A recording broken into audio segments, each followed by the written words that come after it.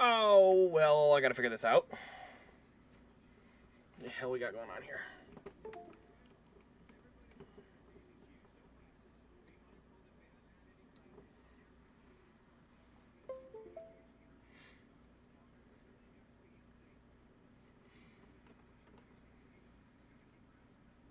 the heck is going on here?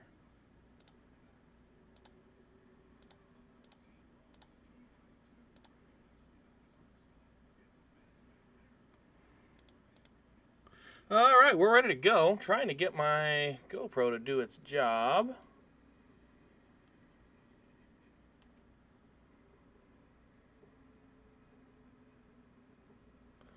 What in the heck we got going on? Why is this thing not working? Yeah, it is not working at all.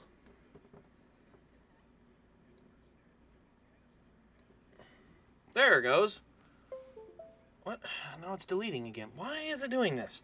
Alright, so we're finding... Apparently streaming software does not recognize GoPros as cameras anymore, which is very unfortunate. Gosh dang it.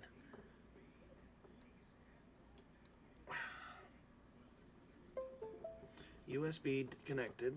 File folder not recognized. I don't know if I'm going to be able to have my camera, guys. We are live, by the way, so if you want to go ahead, flip it into the chat. There we go, get live chat on there. So that should be up and running. But yeah, I'm trying to get the camera to work, and it just does not want to work. It is unrecognizable software, apparently. And it just, yeah, I don't know. I don't know if I've ever had this issue before, where it just decides it's not going to work. We'll see. I'll keep working on it. 111. What is activity log 111? It's not being recognized. What? Why did it? Don't do that. I'm not recording though.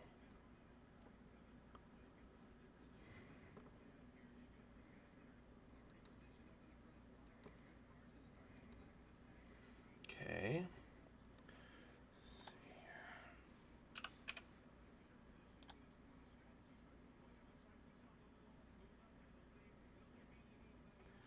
All right. Well, anyway, I guess I might just have to go without today. I don't know why it won't recognize it. It's an unrecognizable software. That's BS, I guess, because I used it 2 weeks ago, not, last week. So I don't know. I guess I just don't get to use it.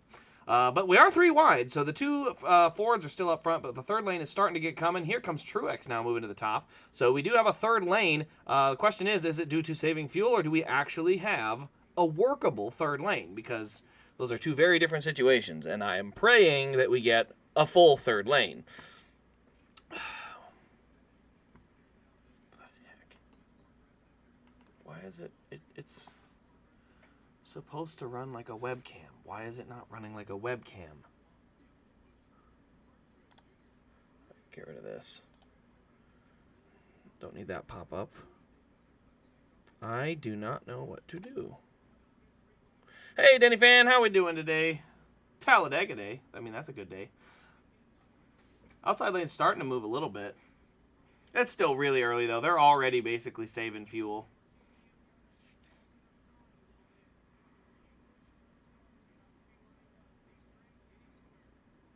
So, yeah, you've got the whole pack, 3x3. I mean, it looks good. I don't know if it's actually racing all that great, but at least it looks good. Why? I can't get my camera to work at all, and it's aggravating me very badly. It's running completely off the side it was supposed to. I do not understand it. Come on, wake up. Repairing file. Did it finally work? Yes, I know there's a thing connected. That's why I freaking picked it.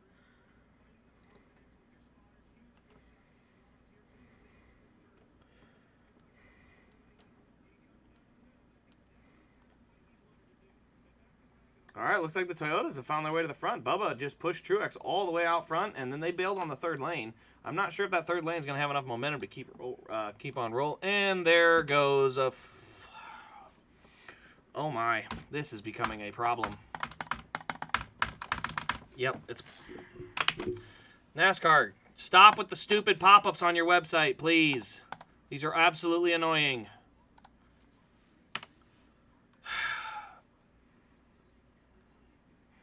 That was literally just this there's a built submarine ad in there that's just driving me nuts. My camera's not just being mean, it's being downright stupid. That's what I'm dealing with right now. It will not function in any way, shape, or form. I can't plug it in, I can't turn it on, I can't turn the battery on.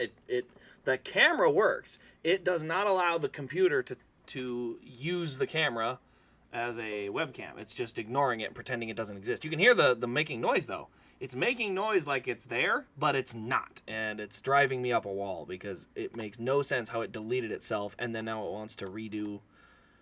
All right, let's do this. Properties. GoPro webcam. Okay, are you going to work? Of course not. Well, yeah, no webcam today. I can't fix it. Just gonna... Come on. Turn that cord off. I don't need it. I don't need you running too high.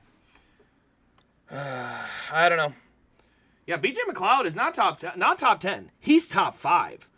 So, shout out Next Gen Car because he could never have done that in the Gen 6 era.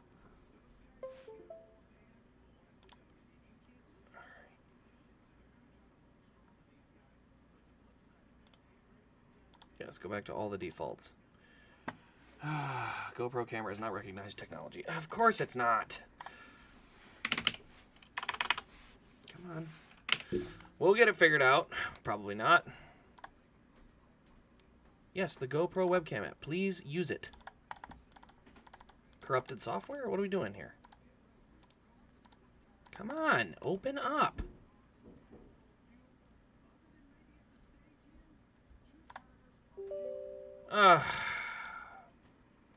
Fun. Okay.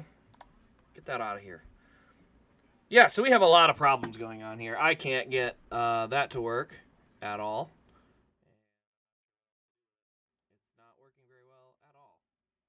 I got 3 new pop-ups, so I think my software might be shot. I think it might be time to go buy new software.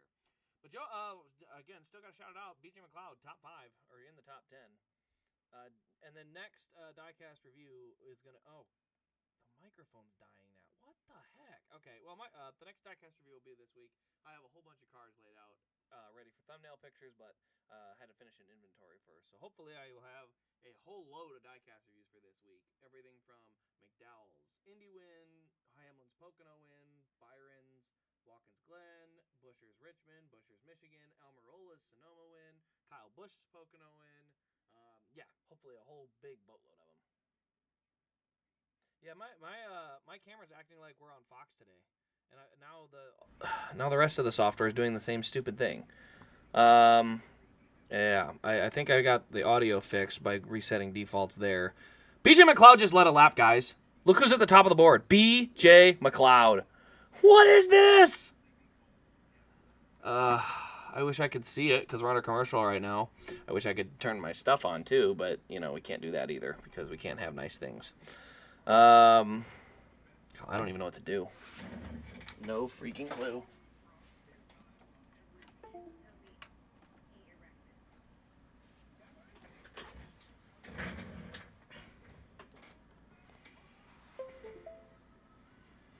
Yes, I know there's a USB connected. That's kind of the point.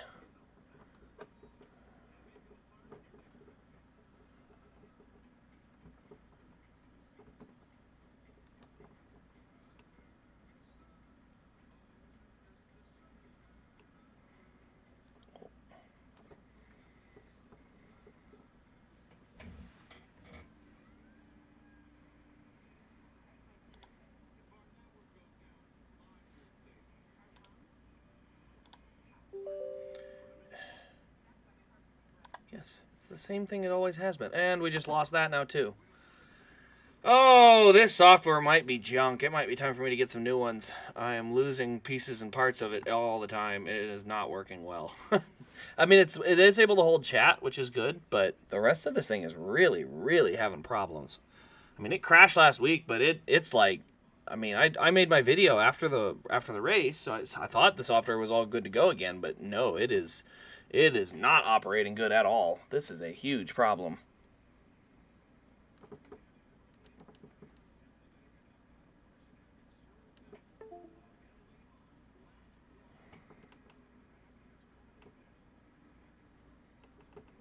Nothing. I might have broke my GoPro. I don't know. I can't tell if it's a GoPro or if it's the computer, but obviously that option's going to not be available, so GoPro is going to go ahead and turn it off.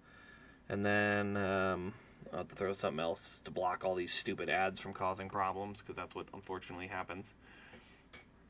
So we'll get it figured out.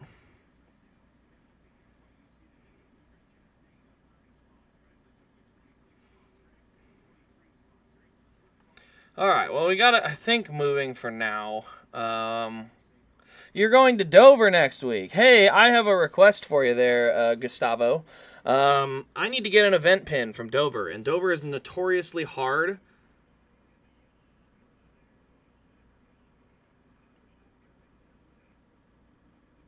There's a 2 and a 12. Where's the 12? The 12 ain't yellow, is he?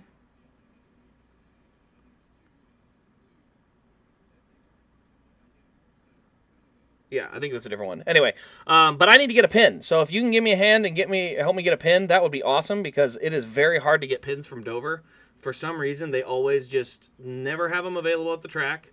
For some reason, they always sell out really quick, and then they never have them available online, and I don't understand, because they never make more. They always make the same amount of pins. They always run out. They're always gone, and they never make more of them. So anyway, if you can give me that hand, I will appreciate it, because I did try, and unfortunately the only way to get one was through a pin.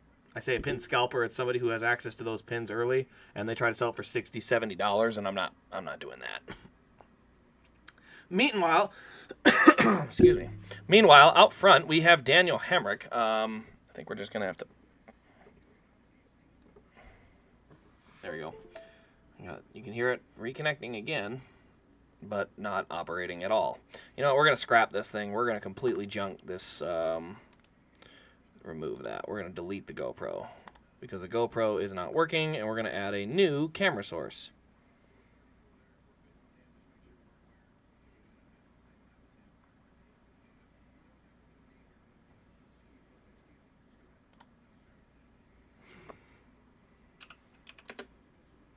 GoPro. Looks good. Oops. How am I doing this? I love hearing these crew chiefs talk to them. I'm going to get myself in trouble doing that. How am I capturing that? That's on my Xbox. I didn't know you could do that. Oh, that's right. I have a capture card. I could show the race for a second. GoPro webcam. Okay. There we go. Wouldn't it be nice if I could show the actual race the whole time, not just part of the time?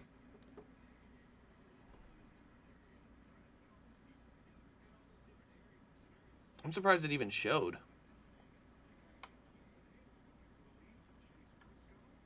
So you can tell where I'm at, but unfortunately I can't do anything with it. Gosh dang it, man. My software being junk right now is just making me mad, because I can't do anything. I can't put any of my stuff up.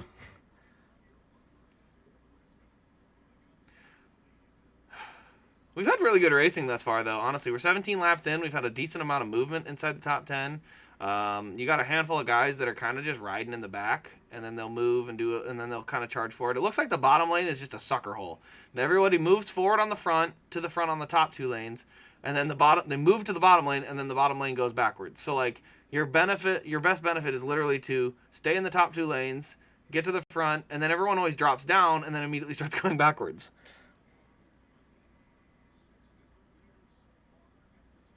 Oh, helping the car at the ARC race? Awesome. Well, like I said, if you both want to pick up pins, like, they're hard enough to find that I'll take both of them. Like, if you guys both want to snag pins, I would be very appreciative. I just know it's very difficult to get pins for that race. So, yeah, literally, I will buy pins from whoever gets them. So, you know, if he picks up 2 pins and you picked up 2 pins, guess what? I'll buy all 4 pins. Like, it's that kind of situation with Dover. It's always such a problem. Because I got a website that does really well with pins. It's a nice place to find them. So, yes, if you guys would be willing to do that, I would appreciate that a lot. Because, like I said, very difficult to find those. Are we going on to commercial again? What a shame. I would love to find the NASCAR International feed. Let's not have to rely on this garbage. But, yeah, like I said, we're working really toned down today. I don't know what's going on with my GoPro. It's actually incredibly frustrating that I can't get the thing to work. That's the cord, right? Yeah, this is a high-speed cord. Why is it not working? This is the high-speed GoPro cord they gave me. So why is it not recognizing it?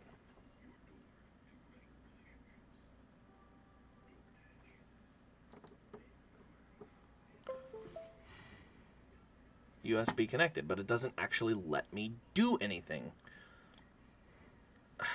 Get off my screen. There we go. I'm going to try something else here. Because what it appears to be doing is it's treating it like a file folder. And I don't want it to do that. Yep, it's just a bunch of videos. Oh, wow, there's a bunch of snowmobiling videos on there. There's a ton of snowmobiling videos in there. So what I need to do is figure out how to get it into camera mode. But I'm not entirely sure how to do that. And I don't know if I have time to troubleshoot it. Yeah, Dawson Cram has to be... No, it's not even that. Crazy, I'm moving my Noah Customs. Wait, what? Hold the phone. What Noah Customs? I'm not selling any Noah Customs. Are they on eBay? Because if they're... It might just be somebody using my photos, but I am not selling my Noah Customs. Do not get me wrong there. Unless you're starting rumors for no reason. I hope that's not what you're doing. Otherwise, yeah, that's probably not something the guy should do, because if it's a custom, you should probably have custom work already taken care of.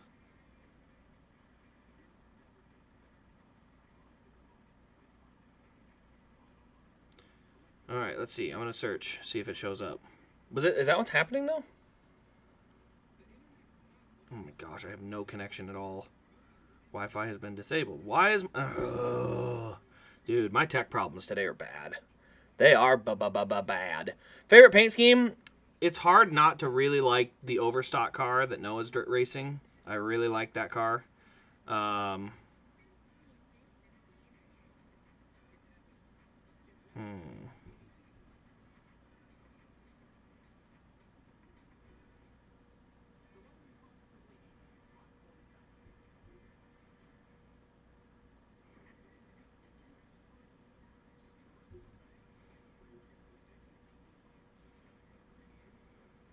I don't see him in here. Let me see here. Unless... Oh, yeah. They're just on the system in the site. They should be on wish list only, but yes, they're for reference. So my website, I have every car that gets put on the website, and then it's just there for... It stays there as a reference. So somebody that wants to look to see if a car got made... they can see, and if it says custom only, then it's custom. But it just, I figure I have the photos. I may as well share them so people can see them, and if they want to go find something or build something of their own, like, they just have some references to go with. So yeah, everything on my site is technically on there, but if it says add to wish list, it's not there. So yes, okay. You freaked me out a little bit. I'm like, wait, I don't want to get rid of them. So no, they're not available, but they are on the site in case somebody wants to ask questions or try to find one. I can try to help where I can. Is that drone flying around in the infield? I think it is. It's kind of stupid. I'm not gonna lie, that wasn't that great a camera shot for the drone. It's like, I will say Fox has done a better job today of zooming out a little bit. They still need to, zoom out more, but they've done a better job today with the zoom issue, but it's still, and here we go again. It's the same issue as before. You know what? I'm going to start doing this. I've got this on YouTube TV. I'm going to go back and I'm going to do my recording. I always talk like I'm going to do this. It's going to be in the race breakdown, but we're going to talk about how much actual live green flag racing we see.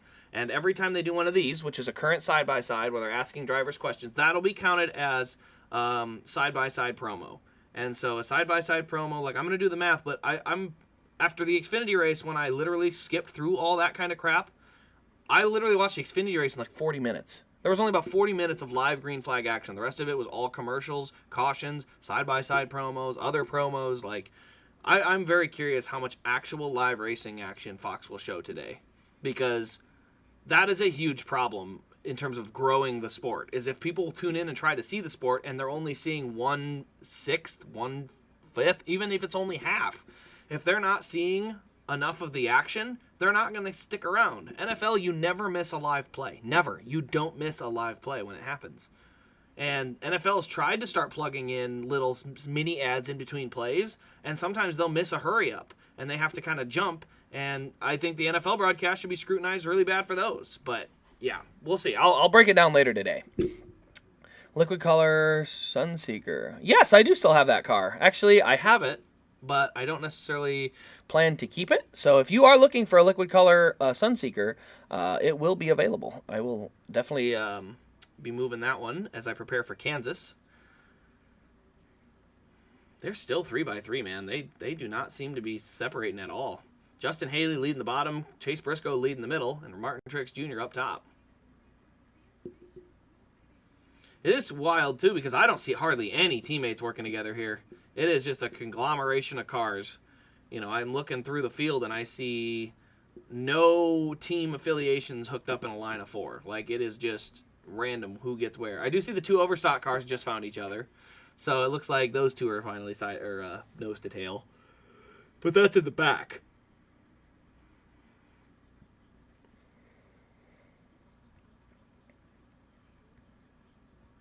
Yes, sir. Awesome. Well, I will definitely be able to get that one to you. Whether it goes through the website, actually doing the website would be easier because then I don't have to screw with eBay. But yep, I'll definitely, if you're in need of it, I will give you a hand and help you out with that one. Every little bit helps get more. We're zooming in because I'm guessing it's commercial. Yep, another one. Okay. Side by side, it looks like. Nope, it's full screen. Okay. Well, that sucks. Yeah, not ideal.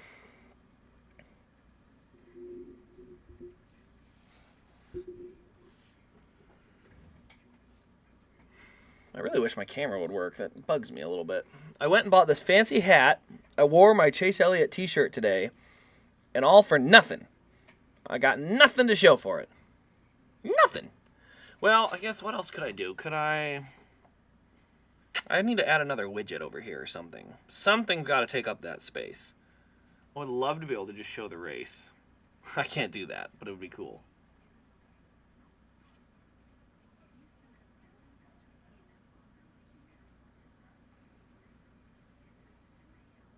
If the race will come down to gas like last year, I think it's always going to come down to gas. It's just the way next-gen races are. It depends, though. With a right-time caution, everyone will pit, get full of fuel, and keep moving. But I think everyone's going to short fill. So I think at the end of the day, it will always come down to gas in some way, shape, or form.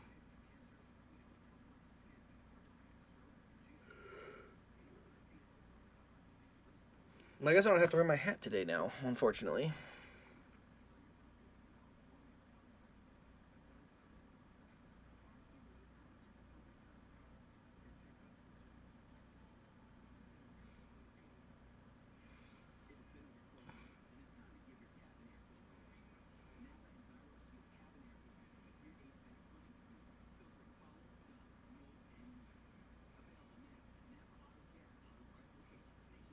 Did they do a duplicate? They did. That was nice of them. They did not do much with it.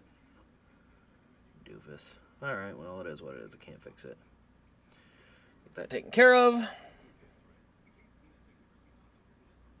Wearing Noah's Wendy's business beer. Oh, the promo polo. Okay, yeah, the what do they call it? Track shirts, I think is what they call them.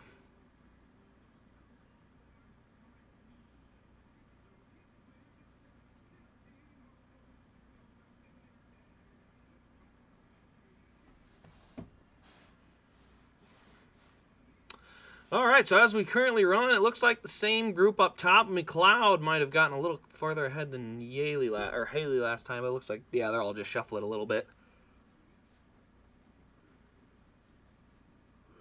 It's crazy though when they're 3x3 at the top like that. Like, man, it's gonna be tough to make your way forward without finding gaps.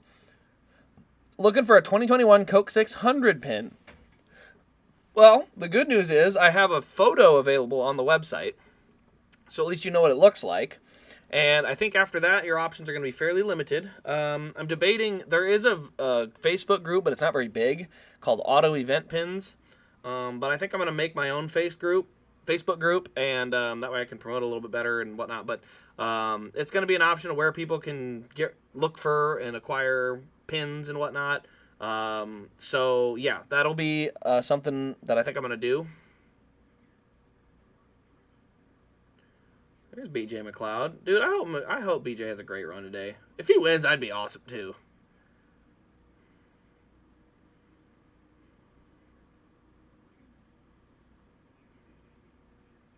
They brought a good car. That's good to see.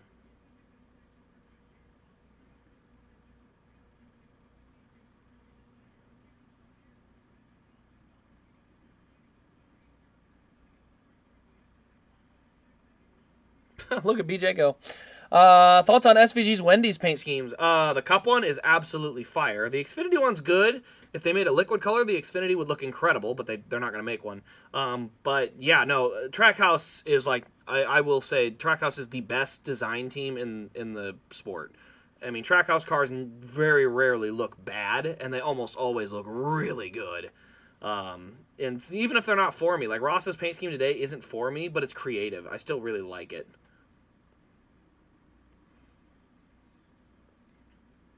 So 30 to go, 30 down. They can only go to, I believe, a lap like 40 or something on fuel, so they're going to have to pit. I expect everyone to be doing gas only because it just makes the most sense. Man, look at BJ go. He's pushing him out there a ways. Who's that? Kai Gibbs going to drop to the middle. I actually like that idea. If he drops down to the middle, that's going to open up the top lane where Elliott's at. He'll be able to move forward a little bit. That's how you have to move forward, though. You have to change lanes and try to be just basically further forward in your lane as it moves down the backstretch. So, yeah, there's the Tootsie's car. That's the 99. I think that's a good-looking car. I don't even care for the look of the Tootsie's car, like color-wise, that much. I just think it looks good. Like, they have a good-looking color scheme to it. Black and pink. It's sharp.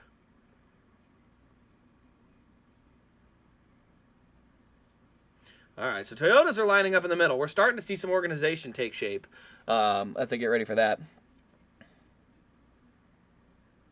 You know why Ty Norris used to market? Oh, Ty Norris used to market for DEI, personal friend of senior. Yeah, no, Ty Norris was also with Michael Waltrip Racing. I thought that was a great hire from Trackhouse. I thought that was really something that was going to allow them to compete at a faster pace and a very good culture building move too. What is Priest doing? Making me nervous, man. Making me a little nervous. It's not too much, but they are pushing and shoving real hard. And it's, like I said, nobody's really going to go anywhere right now because it's kind of just fuel save mode for the most part. Nobody's really trying to, like, go as fast as possible. BJ McLeod up top. Let's go! Let's get BJ the lead! I want BJ to win. I'm... Chase won last week, so if BJ beats Chase this week, I'll still be okay with it. Like, wildly okay with it. Let's go BJ McLeod. That's awesome. I hope he wins. Oh man, but he's gonna have trouble with pit crew, I'm assuming. I don't know. He might be in good enough shape if he's got a rental crew or something. So we're back under commercial again. I guess I'll turn off my GoPro thing because it's just in the way. Where is that? Let's show you over here. Turn that off. So now we've got at least the running order. What else do I put in here? I don't have any other widgets to put in. I can put something else in. Let's see if I can find something. Here we go. What should I add? Game capture? No. I could add an image? No. Media source? Nah. Video capture, window capture. Yeah, I don't really have a lot of options. I could capture a browser.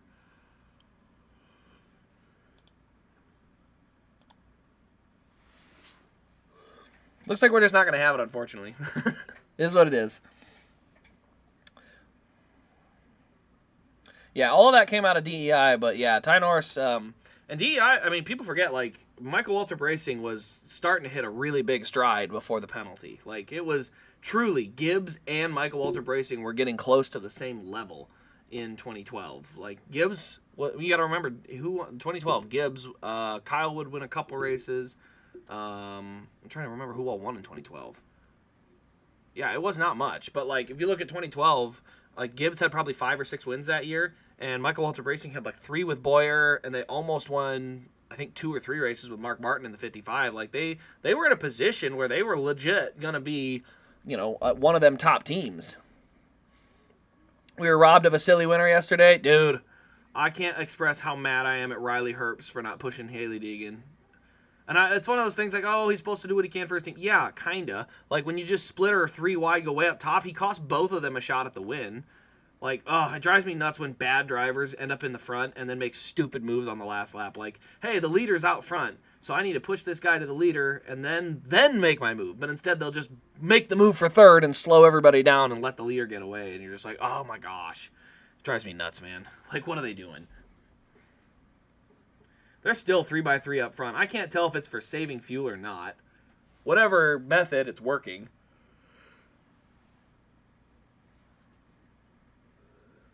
I mean, you got BJ McLeod leading the race. That's awesome.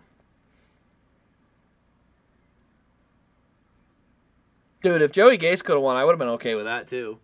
He got spun across the line instead, which I hated. All right, coming back. Fox, these cameras suck. Can't see. Daniel Suarez just dropped to the middle, so that's gonna make Chase go up and be the pusher for BJ.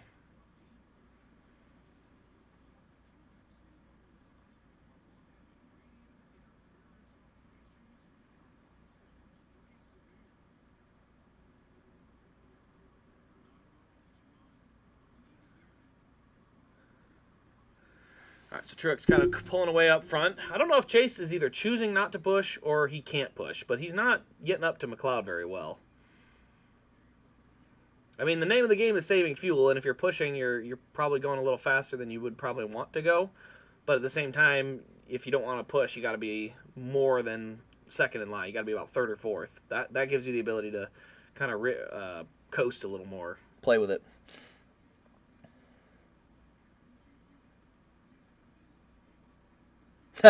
Dude, I have nothing of Deegan's left for the most part. I technically have them for sale on the website, but I'm not keeping anything for Deegan.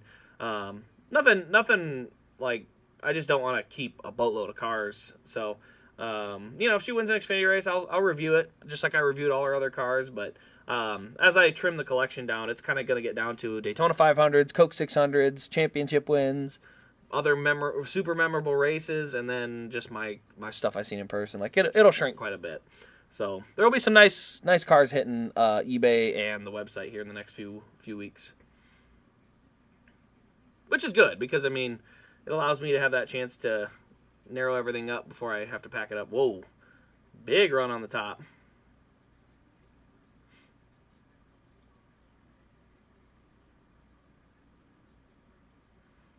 Wow, just pushed BJ clear out front.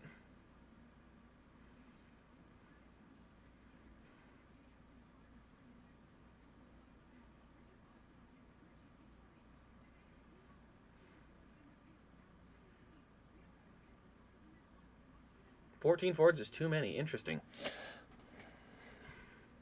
Did he lead it? McLeod led another lap. Dude, if BJ leads the most laps, that's just going to be, like, hilarious to me. Like, you get to the end of the race, and it's like, who led the most laps today? BJ McLeod. Really? Like, really? That's how? Be neat. It'd just be neat. He sold his charter, come out there, and put a good car on a track, and, I mean, heck, look at him go. He's racing good.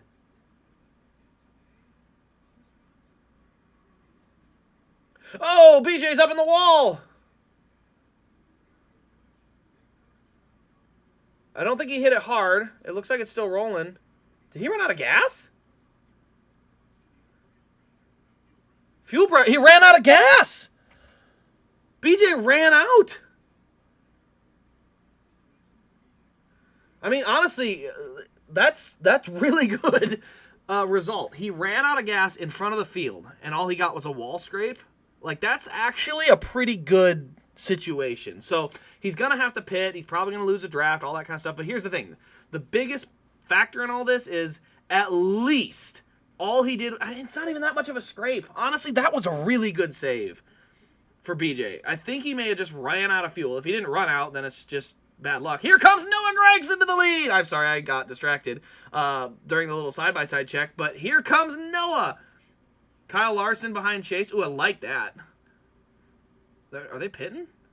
No. Yeah, no. Here. Weird. Okay, here comes 2 cars. Oh, boy. That's not what they wanted. Ford only has 2 cars with Briscoe and Haley. I feel like they would have wanted to have a couple more guys go with. I'm a little surprised how long they're trying to stretch it.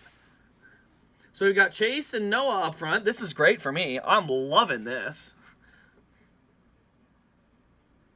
I hope Noah wins because they'll definitely make the liquid color then. And they didn't make it before, and I don't like that. Because that overstock car is going to look great.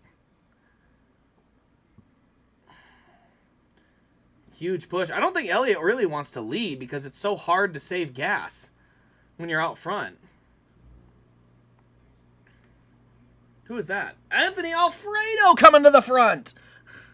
Dude, this is kind of fun. What a weird situation. Here we go. Bunch of cars pitting. Oh, Austin Dillon. Slow it down.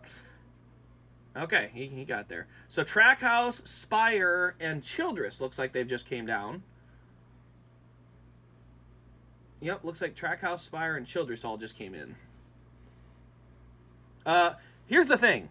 As much as green flag pit stops or something, this is... Now Fox did the side-by-side. I was just going to say, Fox, this is where you need your side-by-side. Because the whole pack is still racing and pit stops are taking place.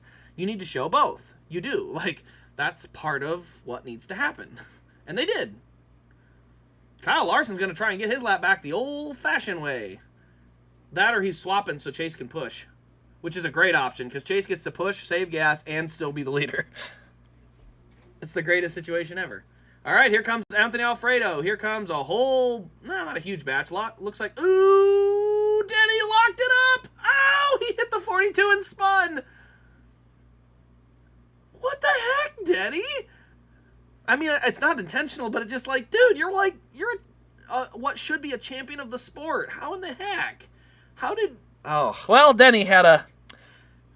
Can we call that anything other than a Denny moment? I've seen him do it like a million times, but it just makes me laugh because he didn't do any damage. He'll be fine. He'll probably still be a top 10 guy all race, but it's one of those laughable moments that just make you kind of shrug your shoulders and go, well, there you go. Like, there you go, guys. All right, cars exiting pit road. The big pack with all the leaders is in 3 and 4. They are trailing Kyle Larson with 17 to go.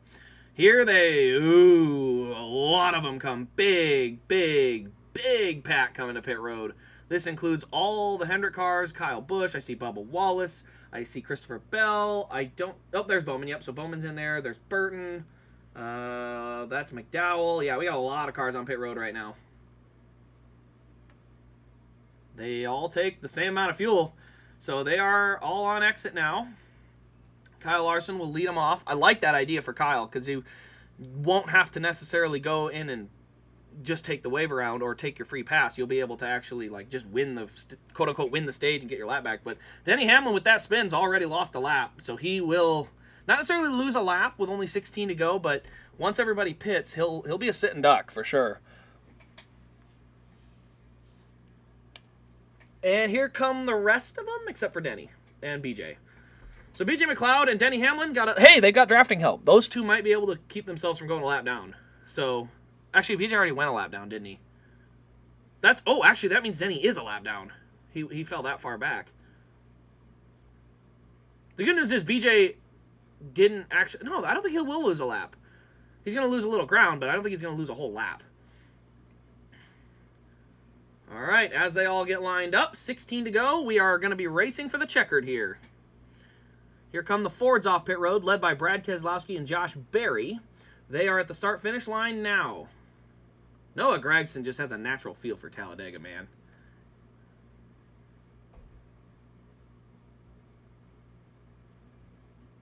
Yeah, it looks like the Chevy batch is going to cycle back out front because as Brad and them round turns 1 and 2, they definitely don't have the momentum to stick with that front 4. Looks like that other 4 will go around the outside of them. But yeah, front 4 Chevys are Larson, who is technically a lap down. I say technically, he's not. But so Larson, who is tail end of the lead lap, then Elliott, Byron, Busch. That is the front pack. So if you look at it on TV, you're going to see Kyle Larson out front. He is not out front. He is actually almost a lap down. So that's out front. Then you've got, looks like Cindric, Burton, and we go to commercial. And Bell, I think, all cycled into a single file line.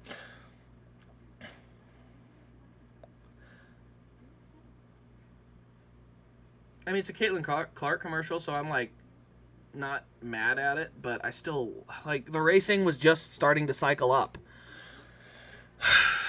This is kind of a awareness thing. Like, NASCAR on Fox should know right now.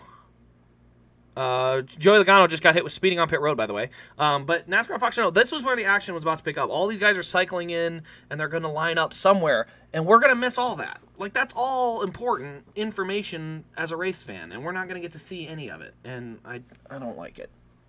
I just don't, man.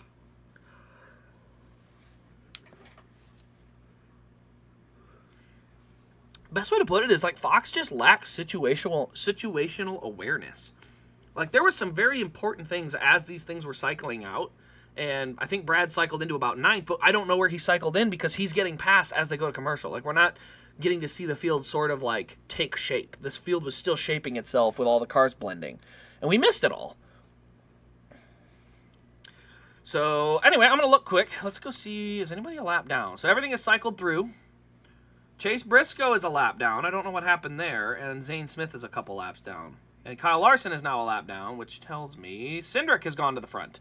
I knew something had to happen. If Larson's a lap down, that means he's literally right behind the leader, but somebody else took the lead. And it looks like it was Cindric and Burton that went and took that lead.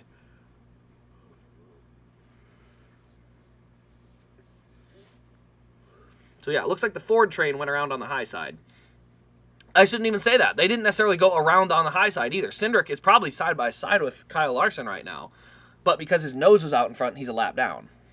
Like, it's that close. I mean, he has to be that far out front to make sure he doesn't get stuck a lap down. He's going to get the free pass because he's literally a foot behind the leader. But it's still, it's the principle of it and whatnot. So still waiting to see if we, when we get back, if there's any other developments. Looks like Blaney must have come with those Fords up front. He's now up to 4th. So, yeah, Penske looks like they got all hooked up. Joey Logano, like I said, had a speeding penalty, so he'll unfortunately have to take a pass-through, and that'll probably not necessarily knock him off the lead lap, but it'll definitely take him out of any shot of stage points.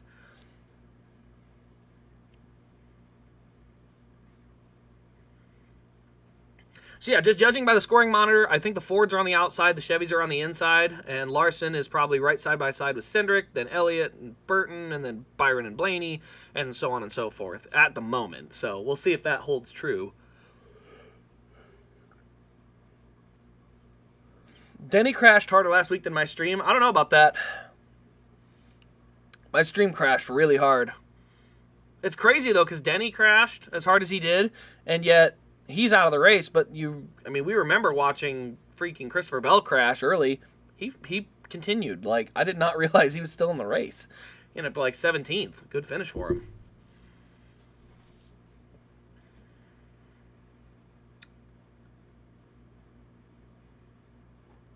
So Elliott and Cindric are side by side, but like I said, yep, there. So as I suspected, the Penske Fords went up high. The Hendrick Chevy stayed down low.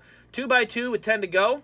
If you're Chase Elliott, the nicest thing is you don't have to pass Kyle Larson. You can just stay committed and push him. So that's really nice because you push Kyle Larson to the line, he gets his lap back regardless. You're not going to save or hurt him either way. But the nicest part is by pushing him, you're going to have the luxury of, if you push to the line fast enough, you get to win the stage still. So, I mean, that's the nice thing if you're Chase is you don't even have to think about how to get around the guy in front of you. You just know, hey, all I got to do is push and push as hard as I can, and we're going to win the stage. So that is part of it, is that on that bottom lane, the 9 can be fully committed to the 5, and there's no downside to it. Where the Penske cars, if you're Austin Cindric and you get your nose out in front, you know, Harrison Burton still wants to win the stage. So we'll see. It'll be interesting. 9 to go. Top lane is trying to get moving. I don't see any major push, though. It's all 20-plus cars back in the field is where the first car's out of line.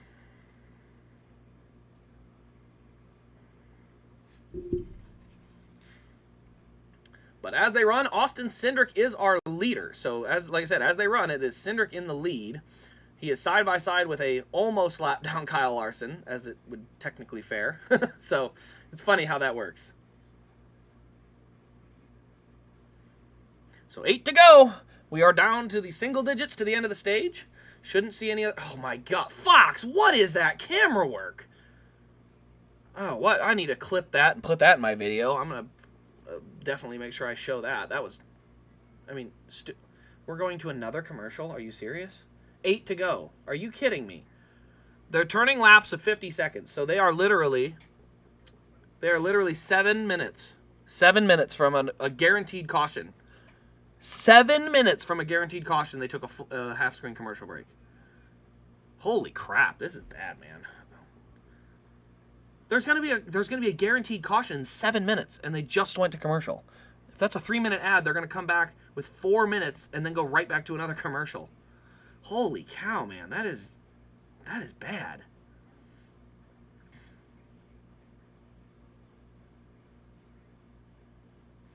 So 7 to go as they roll. They are still side by side. Going back to the chat here, Denny Fan says the Hooters car last week with the Texas confetti looks fantastic. It absolutely does. I am very excited to finally get another race win, because last one was his 2022 Talladega. He will have one race version from 2023. It's not a race win, but it's the Chicago raced version, so I will probably be picking that up because I love raced version cars.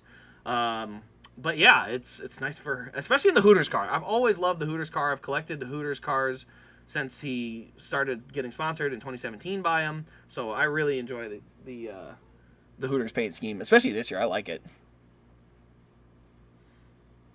6 to go. I don't see any third lane yet. They're still just 2x2. Like I said, if you're on the bottom lane, that is a really good spot to be, because you know if the second lane can branch outward and go higher. The bottom lane is kind of stuck in a natural single file line based on the barrier of the bottom lane. So that is a benefit they do have right now, is that the bottom lane is one, the front two of the bottom lane are definitely committed to each other. Oh no, who is this? Suarez and Zane Smith are going to block the entire racetrack. What is this? Larson's going to go all the way to the top. Suarez is going to get split 3 wide in the middle. And Zane's... Oh, what... Holy cow. Dude, did Logano normalize driving like an idiot when you're about to get lapped? I think that was Logano that did it the first time, and it seems to be a normal trend now. Like, if you're about to go lap down, like, fan out, block the racetrack, and just create chaos. Like, luckily everyone made it, but what did you gain if you're Suarez or Zane Smith? Did you gain something out of that? Because you definitely weren't going to stay in front of Larson. He had too much steam. Golly, that drives me up a wall. Like, luckily everyone made it. So the good news is there isn't a crash, but can you imagine having the big one happen off of that? Like, how stupid would that be? A lap car blocks all the leaders as they pull up on him in the draft and then wrecks half the field. Ooh, thank God that didn't happen. Thank goodness. All right. 4 to go at the line, and still 2x2 all the way back. Nobody really getting a third lane going. Looks like Noah is trying. He's 20-something cars deep, and they're not getting anywhere with it. So he's trying. I'll give him that. He's working on, he's not just going to be satisfied to run and not do anything. But that being said, yeah, they're going to need some help on that. A little squirrely on the 5 on that push, but they do get to the corner. 4 to go. Looks like the Fords tried to get up high. There was nothing there, though. It does look like the middle lane is the one that can still hold momentum. But yeah, that top lane just doesn't have anything to work with here. 3 to go. This time by.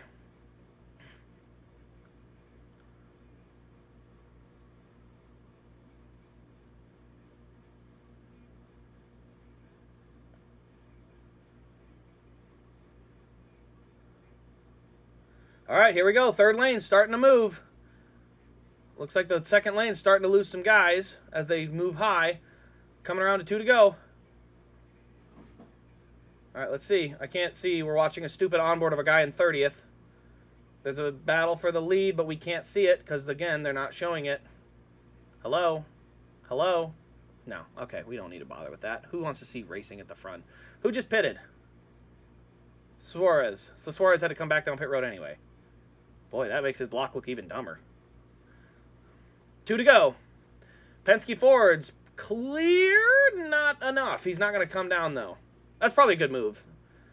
No reason to pull down in front when the other guys are still committed. So, oh no, we got more lap cars that are on the bottom lane here.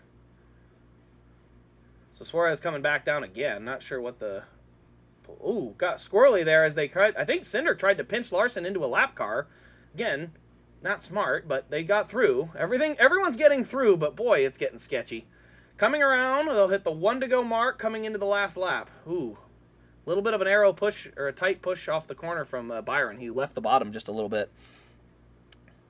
Logano would never LePage. No, because LePage did it in a really stupid manner. Logano just did it in a semi-stupid manner.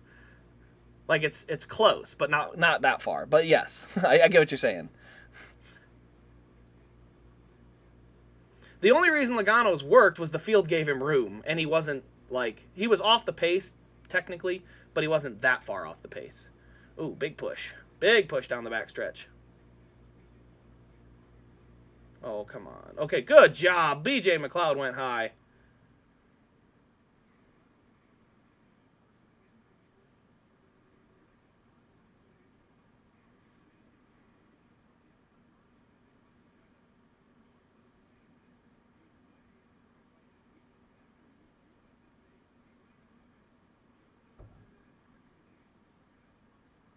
Larson lost a lap. I think he still gets a lucky dog. Maybe that's all Larson wanted, but he just got up out of the way. What was Larson doing there? So Austin Cindric is your stage 1 winner. I don't know what the idea for Larson was there. He just lost his lap coming to the line. He got clear out of the way and, yeah, lost a lap. Huh. So your top 10 at the end of stage 1 is Cindric, Elliott, Byron, Blaney, Busch, Burton, Bell, Keselowski, Reddick, and Bowman. I believe Larson is the first car lap down. I'm going to confirm. Yes, so Larson does get his free pass. That's good, but yeah, I'm not sure what that was.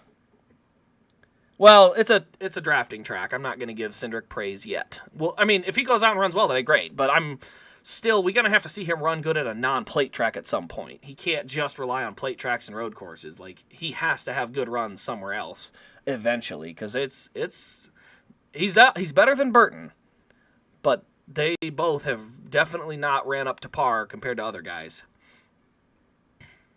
All right, so the official scoring, does it show Noah Gragson in 10th? Did he snag a stage point out of that? I'm going to have to look. Trying to see who got the stage points there. It's probably really hard to tell because they got to all cross the line.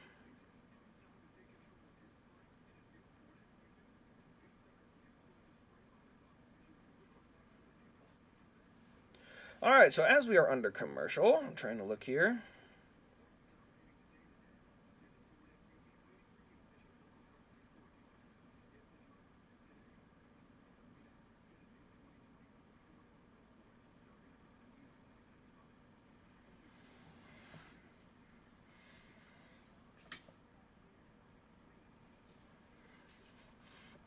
They just ran 61 laps on the same set of tires. I do think we're going to see 4 tire stops here because it sounds like a lot of guys were developing an aero push, or like their cars were getting tight. And so they're going to want to get some fresh tires on them.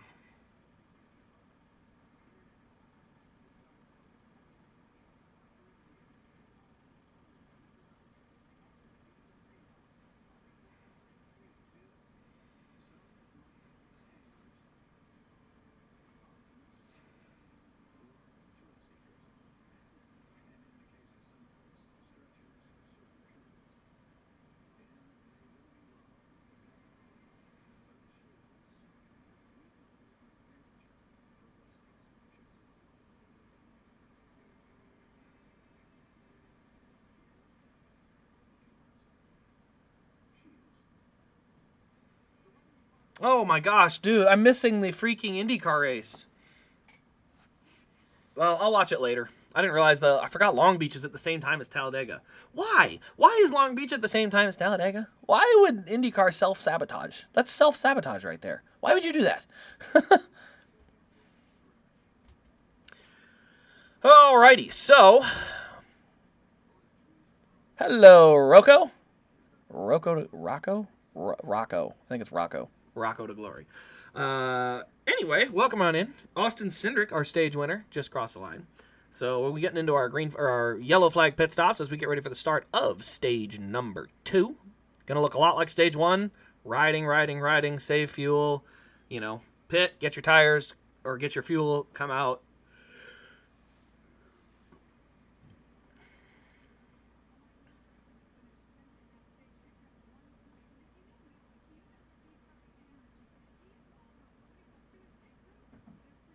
So Noah Gragson, it says he came in 10th. Now he's scored 12th. What? Excuse me. Like I said, I'm gonna have to check. I do not know who the top 10 of that stage were. I'm sure it's very, very close.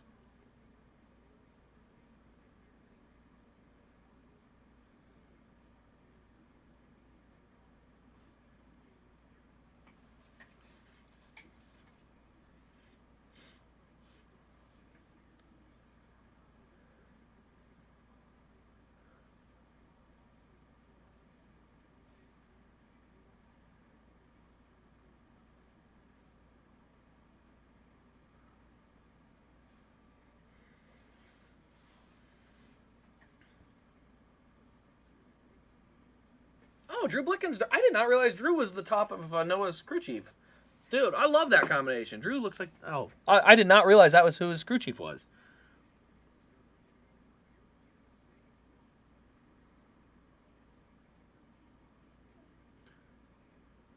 Have they figured out where these guys are supposed to be scored?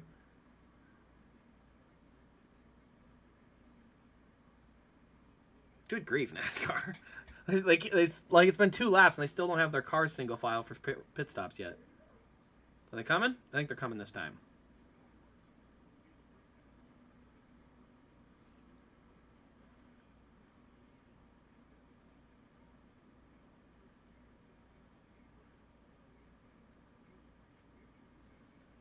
All right, here they all come.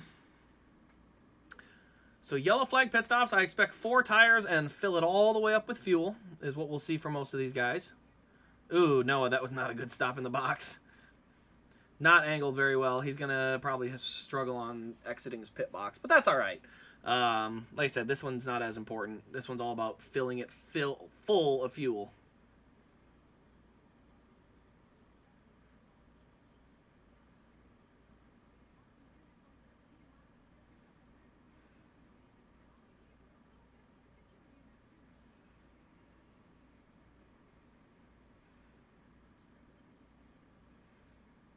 Oh, Kyle Busch got the battle off pit road. Ooh, I thought Elliott got him. No, he did not.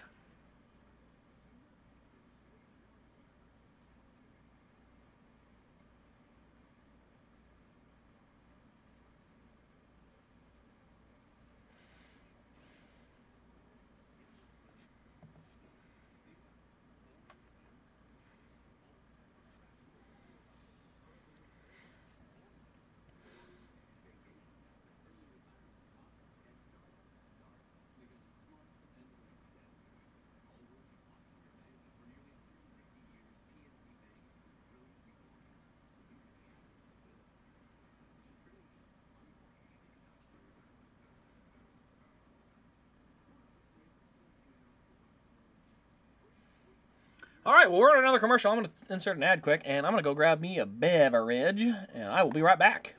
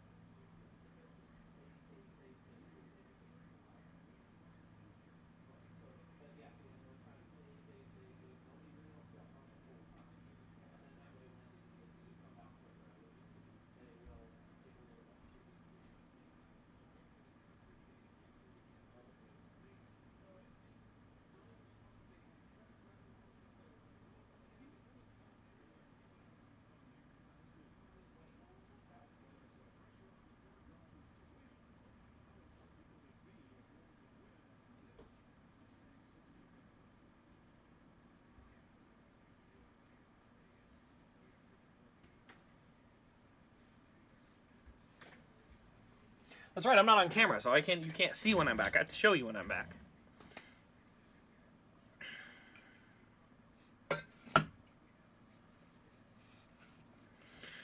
Alrighty, so here is our current breakdown of our running order. Let's go down here to the bottom. Two cars are no longer on the lead lap. That is BJ McLeod and Zane Smith. On the top half of it, Daniel Suarez, Denny Hamlin, and Chase Briscoe all just took the wave around. So they will be back on the lead lap, but they will not have as much fuel as everybody else. So they still have a decent chunk of fuel, just not enough fuel. So that's where those guys are all running. And like I said, then it'll be BJ and Zane Smith looking for the lucky dog based on if they get there or not. So keep an eye out. Denny Hamlin and the guys that just came into pit, they all had some level of pit penalty. But they're going to have probably the most fuel because they have all day to sit there and let it fill up. You know, you're already at the back. You may as well top it all the way off. Get 4 brand new tires, the whole thing.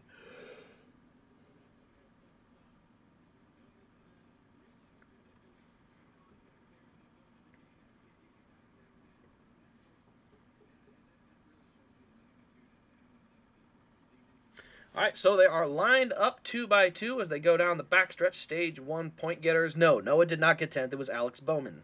So that was incorrect.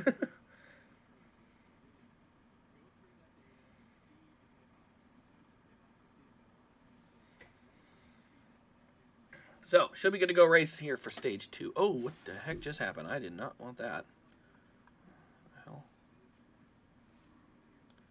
Right there. I bumped my keyboard a little bit. Hey, I'm going to look at this. I just had the live standings because I was curious. So after all the talk of what's going on with Chase Elliott 2 weeks ago, he would be the point leader as they run now. So obviously Kyle Larson is going to make up a lot of spots. He's currently running where is he running? 30th? He's going to make up a lot of spots. So Kyle Larson's going to be the point leader. I was just curious because I'm like, wait a minit. Larson's not running good. Truex isn't running good. Hamlin's not running that great. So it's like, I want to see what our current live standings lookout is. It would be a Hendrick 1, 2, 3 if everything went the same all the way out, but it's not going to. So, like I said, Larson should be the point leader. He should have a big enough cushion, but always worth a look. All right, guys, coming back to the green flag. It'll be Busch and Blaney on the front row. Elliott pushing Busch, Cindric pushing Blaney. We are green. That's right, that's Talladega's whole press box, that little tiny block.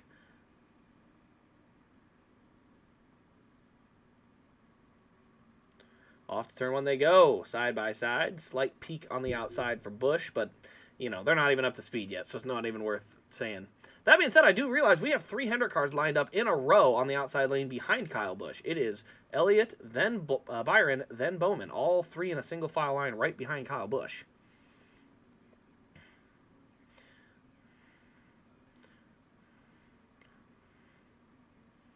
Looks like Blaney out front. Sorry, he's in the Wabash cars. Oh, Chase went and dipped low. I think he's in there for saving fuel. He just wanted to get low and save some fuel. Because, yeah, he's already going to let the top groove go. But that's the right way to do it. I don't mind that strategy of just kind of getting in line or even, fading to the back a little bit. Just sit there and really, really hard save fuel. About 5th in line's a good spot to do that at. Because you really can't affect the front of the line that much.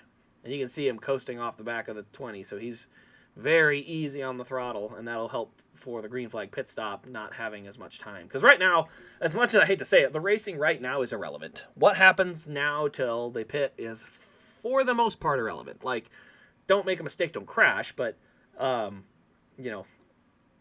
could run at the back the entire time, move forward a little bit, pit, and then come out in the front, and then you're, golden. So, yeah, right now, this is about what you're probably going to see. I'd be curious. I want to see the telemetry, because I bet that Chase Elliott's running really little throttle. I bet Alex Bowman's not running a lot of throttle. I bet, just judging by the spacing, Hocevar's not running a ton of throttle. I see a decent gap there. You can tell who the cars are that are kind of hanging back off the car in front of them, because those are the ones that they're saving the most fuel. They're just saving fuel at 190. We got to do something about this stupid stage racing logic, though. Oh my gosh, here comes SVG. Let's go. Let's make this fun. Oh, Dylan, don't wreck him. SVG to the front of the field at Talladega in the Wendy's. What do we call it? The Wendy's wagon? Let's call it that. The Wendy's wagon. So SVG to the front in the Wendy's wagon. Here comes the 3-car dipping low. Meanwhile, on the top side, we got Noah Gragson and Anthony Alfredo up there. I like this. I like the underdog stories. This is fun. Oh, there we go. Okay, Childress cars are getting together. That's what I was wondering. I was like, why did Dylan go down like that? Shane Van Gisbergen, I believe, led that lap. I hope he did. Be cool. Yeah, I think he did. So SVG leads his first Cup Series lap since his win, I think, unless he led at the Roval. But, dude, SVG is impressive. I mean, what he's been able to do in the Xfinity Series, literally fresh out of the box, learning how to race ovals, is impressive. That's a guy that knows how to race. He's gonna win a road course, by the way, this year. I know it's not for sure, but I'm telling you, he's gonna win an Xfinity road course this year. I don't know about Cup, but Xfinity-wise, he was so dominant at COTA. Like, SVG will win an Xfinity race. Oh, here goes Alfredo. He's going to the front. The Dude Wipe 62 for Beard Motorsports. Oh, Noah's going to go 3 wide underneath SVG, and, well, just as quickly as I sang his praises, goodbye. Have a nice trip. To the back he goes. Kyle Larson's already up to the front of the field. You can tell this is a save fuel situation. Guys who aren't saving fuel are just going to the front at will. Then the guys that are saving fuel are just chilling back there because it's literally, do you want to lead? And if you do, charge. If you don't, off the gas you go. Like, this is fun. Here's the thing. It's not really great racing because it's kind of gimmicky that everyone's saving fuel. But at the same time, is it fun for the fans in the stands? A little. I mean, it's pretty fun.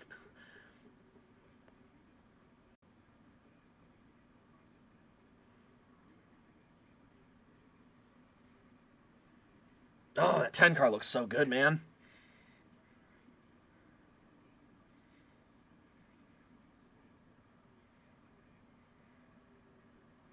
Look at all those cars saving fuel.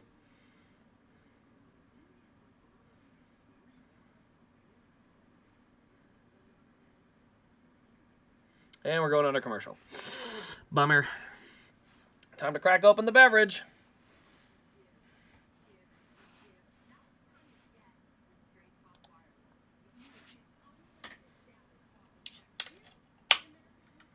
There we go. Crack open the beverage.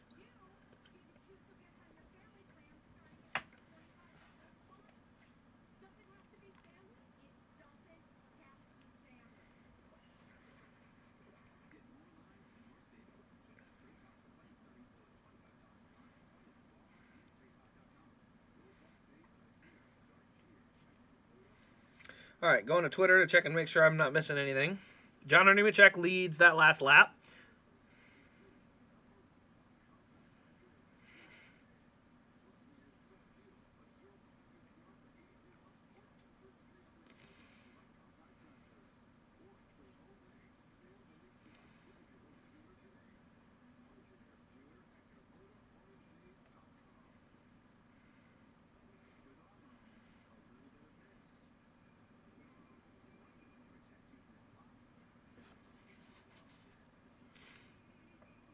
Welcome back, Furniture Row Racing, the 78 and Martin Truex Jr. That's pretty funny. I like that. Looks like Corey LaJoie has found his way to the front. Like it's basically a at will you can go to the front right now. Nobody is really racing hard. And the way oh my gosh, guys. Here's the thing. The fastest laps these guys turn are around 50 or 48 seconds. Look at the fastest lap. 48, 48, 48, 48, 48, 48, 49. Like, that's about the time. They're running 53.5. That is 5 seconds off the pace. I feel like you should be able to run. They're all running 53.5. I feel like you should be able to run by yourself and be faster right now. They're literally 53.9. They're getting even slower. Oh, my goodness. Okay, this is actually... I think, don't quote me on this. I think if a car went high or found a lane and just mashed the gas, they would go straight to the front. They're running literally 3 seconds off the pace. 3.5. I feel like you're going to be that much slower in the draft. 3.5 seconds? I mean, I know they're saving fuel, but this is kind of insane. they're saving so much fuel that they're just coasting, essentially. This is wild. 53.9 was the last lap. By the leader, by the way. 53.9 was how fast he ran that last lap. I said they're capable of running 48.2, 48.3, 48.6. 53.9 again. Yeah, they're totally pussyfooting it. 54? That's 6 seconds off the pace. Or sorry, 5 seconds. Oh my word, though. This is crazy. Right, I don't disagree that that's why he ran out of fuel. I just find this hilarious because it's like, I mean, if you're a couple of these guys at the front, Anthony Alfredo, like if you make a little pact where here's our goal, we're going to run away from the cars behind us. That's our goal. We're going to see if we can get enough of us in line that we run away from them. Because that's basically what the options are right now. They could literally just run away. They are running so slow. It literally looks like they're in slow motion. Like, it's visibly slow. You can see it. That's wild.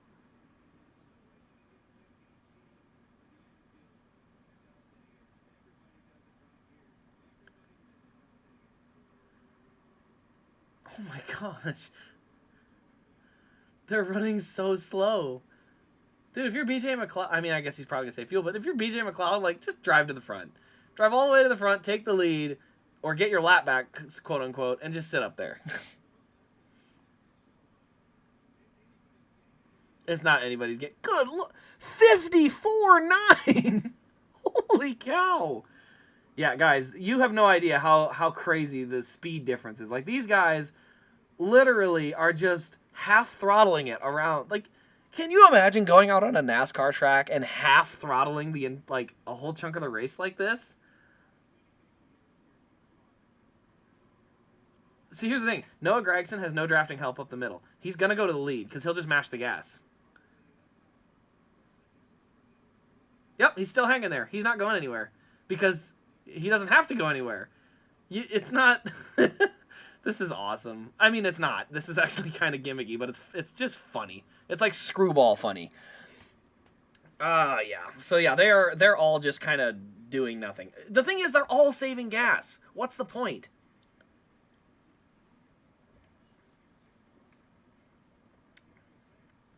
The leader is running 50% throttle. The freaking leader is running 60%. Chase Elliott's running 40% throttle. Dude, this is so weird. Like, I'm sorry, the leader isn't even running fast. Like, you and a teammate just say, all right, to the front we go, mash, all the way to the front you go. Like, you'll do it in a lap. It won't even take that long. Dude, I'm sorry. This is bad. You're racing. This is racing, and they're going 30% throttle. You already have restrictor plates on them. Now they're going 30% throttle? It makes me laugh. It's absurd. It's so incredibly absurd. And it's because of the draft. If you didn't have the draft, you would pull away and have a big enough lead that those extra 3 seconds of fuel don't bother you. But because everyone's always stuck in the draft, you can't do that.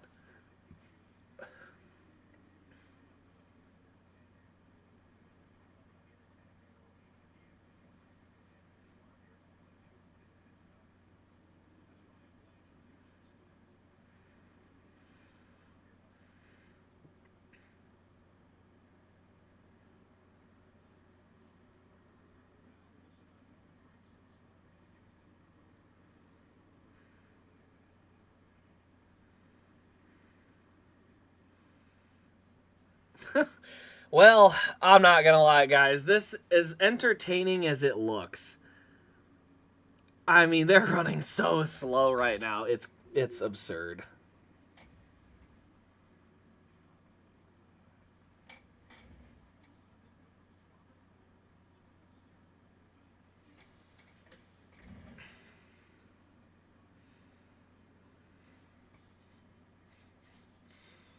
I mean, here's the thing. If they wreck now, it's all on stupid.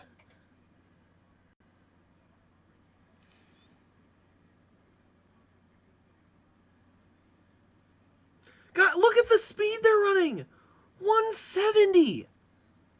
I gotta look. What was the qualifying speed? Are they running slower than qualifying?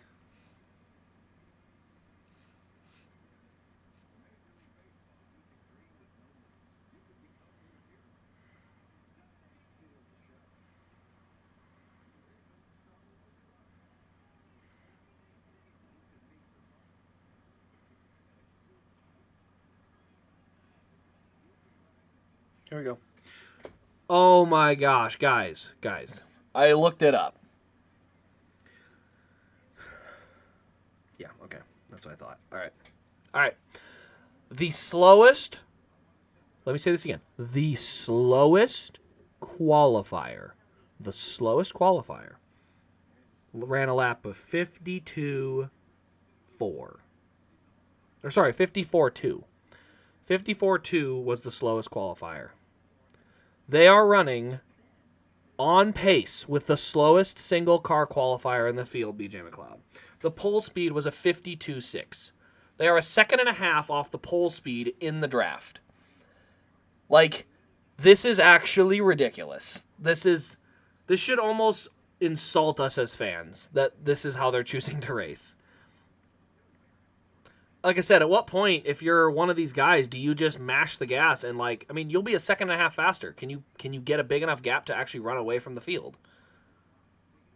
I mean, there's a legit question to that, because if you can get far enough ahead, it'll work. No face cam. It broke. I can't make it work for whatever reason. I'm not sure why. I tried. I did try. And then also, I'd take this over single file top line garbage. I 100% agree. I just think it's one of those things where it's like, hey, look, guys, they're 3 wide. And then you look at the speed and you're like, yeah, they are. But look at John Hunter's last lap. A 54.5. That's so slow. Can you imagine 2 cars, 3 cars, whatever. They get hooked up and say, we're going to full throttle this thing. We're going to the front. And we're running away. And say the other cars decide, oh, well, I don't want to stick with them. We're just going to do this. A group of cars could literally separate themselves from the field, and they would be 5 or 6 seconds ahead in 1 lap if they didn't speed up behind them. But 5 or 6 seconds is a lot. It would be 5 or 6 seconds. So if you do 2 straight laps, it's 12 seconds. You can do a whole pit stop instead of a gas and go, and you'll still be coming out ahead. The problem is, it's not worth it. Oh, man. Here's the thing. If I'm a crew chief right now, here's what I would love to do. I would love to be up front, or not even up front. I would love to be Stuart Haas. Say, hey, everybody, get together. Get to the front. Get up, get in a single file line up front. And when we say go, you guys are going to drop the hammer and try to gap the field. All 4 of you. We're gonna push, and we're going to gap the field. That's our goal. And then if you're able to gap the field, you can turn around and pit, and if you have a bad pit stop, you're still okay. And if not, it is what it is. But yeah, this speed is actually downright stupid. 54.8. They're getting even slower.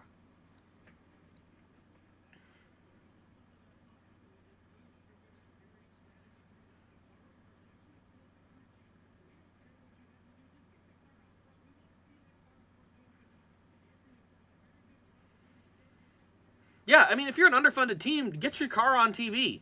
Good job on Dude Wipes. Oh, good Lord, they had the boom in the way. But yeah, dude, if you're a team, get your guy out front. They're not running that hard. It's free TV time. Literal. Zoom out, Fox. My goodness.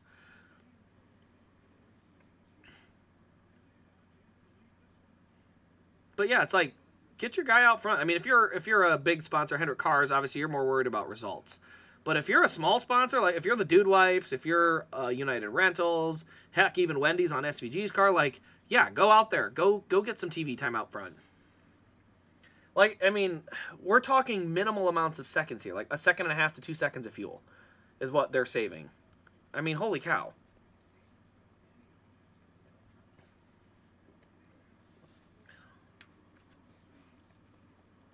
Every car is faster at this pace. Grandma on her moped is faster at this pace. Okay, not really, but still. The joke is the same. Okay, I'm going to say something, and this might be controversial. I don't think so. I think an average NASCAR fan. So it's not an average NASCAR fan, an average NASCAR driver, average like a fan that is good at driving, not just a goober, but an average NASCAR fan could lead laps in this race. I don't think that's controversial. I think an average NASCAR fan could lead laps at Talladega. Because of this. They're running 55-2. They are running, I mean, holy cow, man. You're telling me that if you slapped me in Kyle Larson's car, I couldn't lead a lap. Like, I totally could lead a lap. And it's not even a joke. Like, I could legit lead a lap. Because it's not about, can I lead a lap or can't I lead it? It's like, I could just mash it on the floor and just not spin, and you're going to go to the front. You don't even need help. You don't even need strategy. This is so crazy.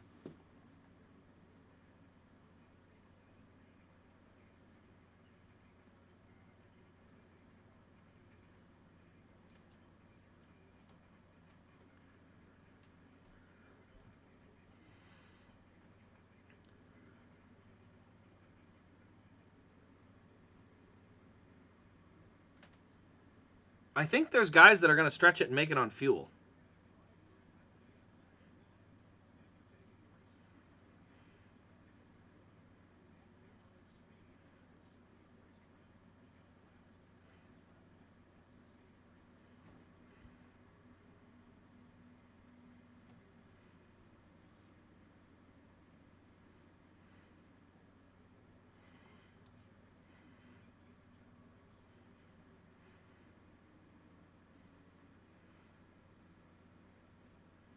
See, I honestly will say this.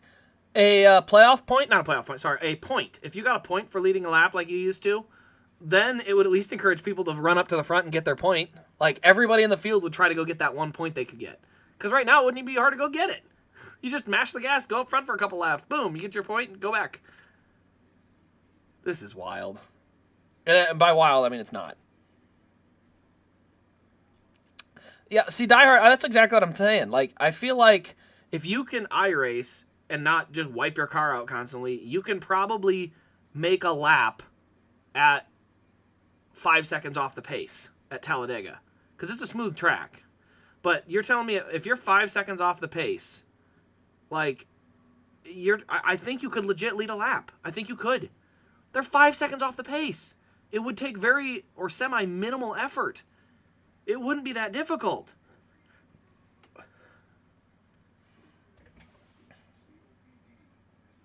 Broadcast can't keep things interesting because it's frankly not. They're not racing. They're not trying. Like, imagine they just all decided to run pace speed at Bristol. We would all kind of know, hey, they're not on edge. They're not racing hard. Like, this isn't fun. Like, these guys aren't racing hard. It's not fun. Now, if they get a little bit softer tire that wears out a little bit more so that tires matter and that you have to take tires on the pit stop regardless, because in my opinion, there's no sense in, why not take tires? 4 seconds of fuel versus 6 seconds with tires, like 2 seconds on pit road, yes, it matters, but you'll have 2 seconds better tires, like, for the run to the finish.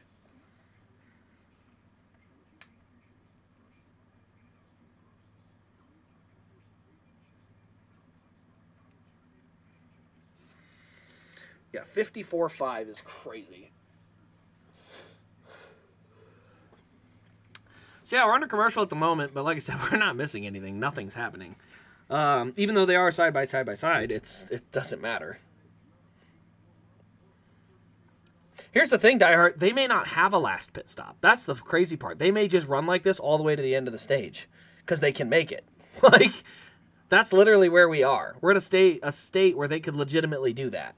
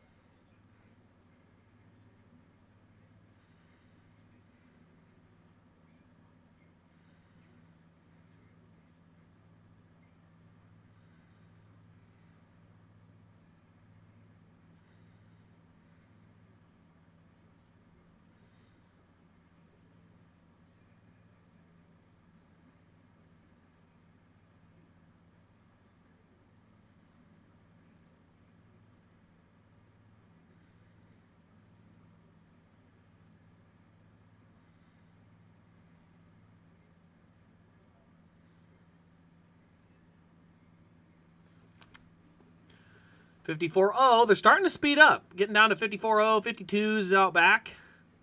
So it looks like somebody decided to push the pace a little bit. Chase Briscoe pits by himself. Oh, that is interesting. That is interesting. Huh.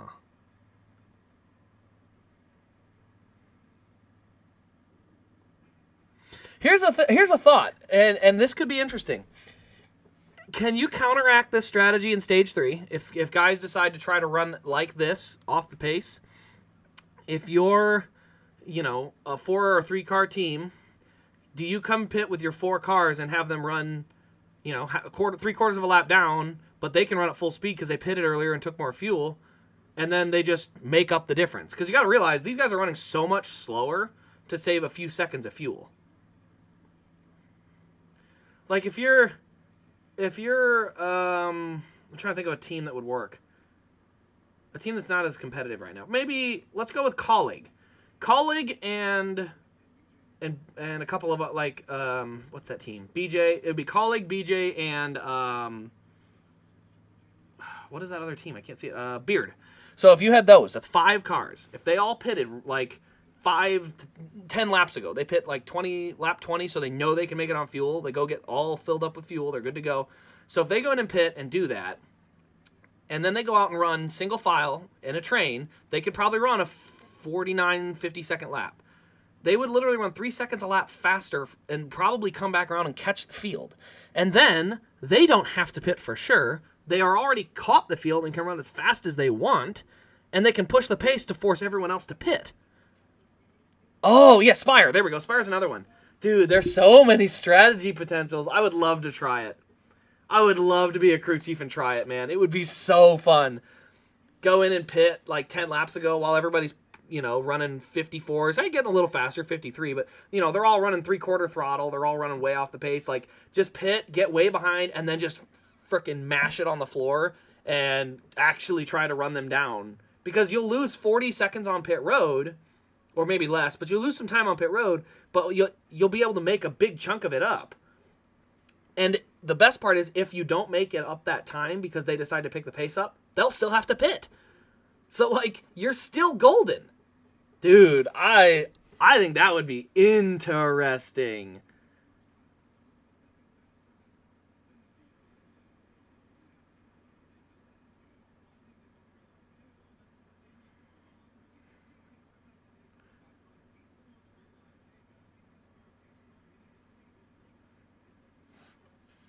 So now they're running 52 flats, so they are starting to pick the pace up.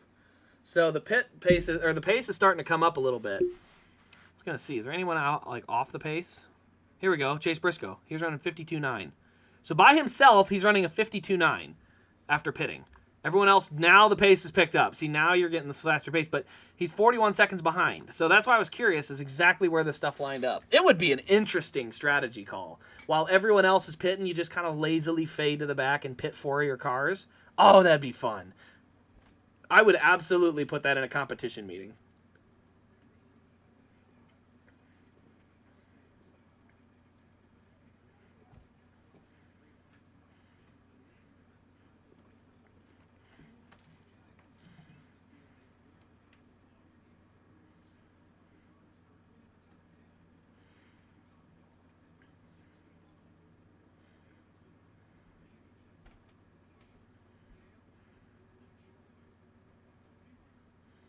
Yeah, see, now the pace is getting pushed a little bit.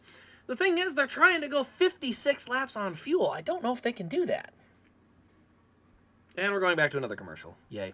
But the pace has picked up, so they are running 52 flats now. So at least we're actually starting to see some pace out of these guys. Although I still think, by yourself, he's running 52.8. to a 52 flat. I feel like with drafting help, if you get a whole team of your cars working together, I feel like you could get there. I want to see it. I want somebody to try it.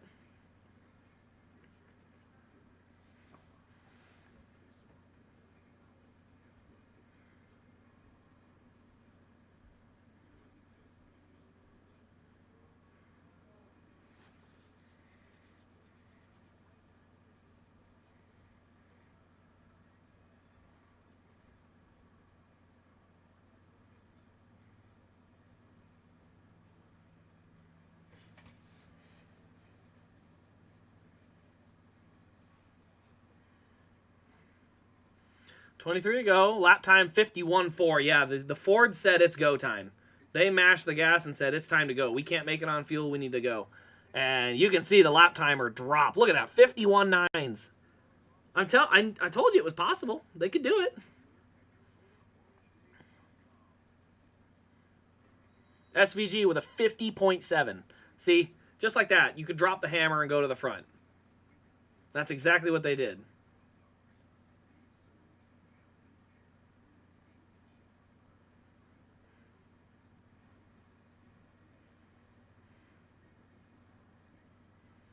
SVG to the front in the Wendy's wagon. Below the apron, I can't agree. Here's the thing. I think SVG has been impressive in the Xfinity Series 100%. Him leading laps at Talladega is not impressive because they are all running partial throttle. And it's not against SVG. I think he is an incredible race car driver. However, the issue is that they're all running partial throttle, so all he had to do was mash the gas down and go straight to the front. So, yeah, it's weird, man. It makes me laugh. It's so absurd. I just realized that logo's in the way. We're going to move that over here. No, he probably got to get a little further out of the way, doesn't he? No, that might be enough. Let's see if that's enough. 50.3. Yeah, now the pace is there.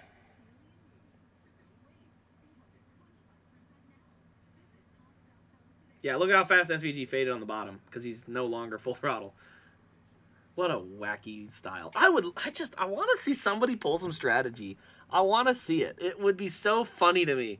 It's like, if anyone ever saw it, it was a couple weeks ago I saw it trending, but in Speed Skating World Finals, one of the people got out to a full lap lead. Like, they went as fast as they could, got all the way around, and then just sat at the back of the, what they call the peloton or whatever. I guess it's peloton and biking, but they sat at the back of the field. They just kind of like drafting. They all kind of like to stay in a big pack, so they stayed at the back. However, they were the leader. They were just a full lap, essentially, ahead. And so when the race came down to it, they didn't have to work that hard to hold the lead because they were just sitting in the pack with everybody else. And everyone said it was just a brilliant strategy because they caught everyone off guard to pull the strategy. Now, the reason I say that is because it's the same situation here. They can pull that strategy. Now, right now they can't because they actually decided to mash the gas. But before, you could have pulled that same strategy where you pit, you catch all the way back up. Now you've got plenty of fuel, and you have the ability to run full throttle if you want. So you can do that.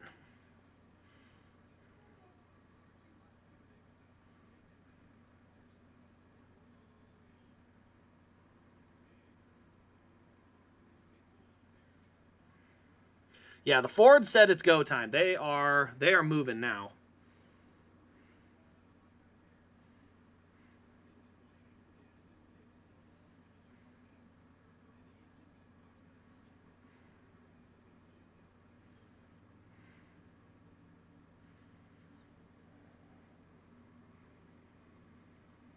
Finally made it home to catch the rest of the race. How's it been? Also, thanks for the Indy Road Course win. You bet.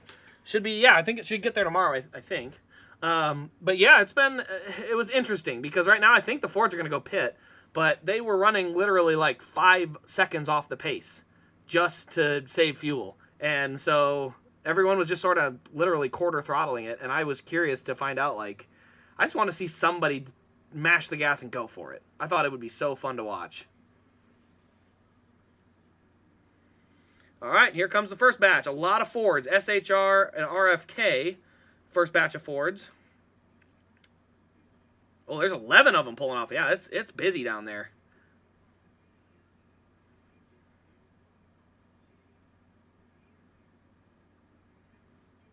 So meanwhile, Logano and Bubba up front. They are pushing pace now, though. They are running 50.0s. So like I said, the pace has been pushed. The good news is I believe Chase Briscoe should be able to make it without going a lap down because all these guys are going to pit, and he's barely a lap down, and he will not have to pit to the end of the stage. Ooh, was that a block? No, he just pulled low. Okay. All right, this time by Chevys. A lot of Chevys. Big pack. Big pack of Chevys, some Toyotas. They are 3 wide across the freaking line here.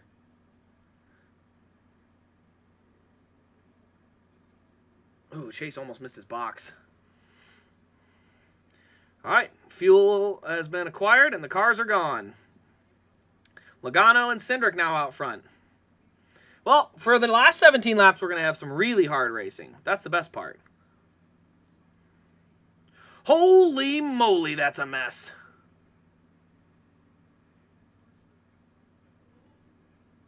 Oh!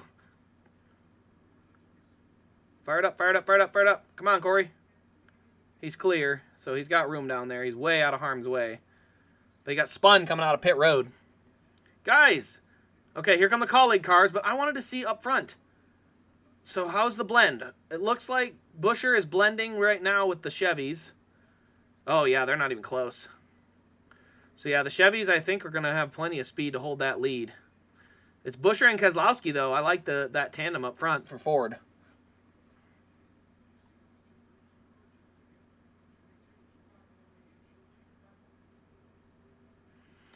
So, meanwhile, the group we got left, it'll be interesting to see what the speed difference is. So, Byron this time by should be at mostly full song.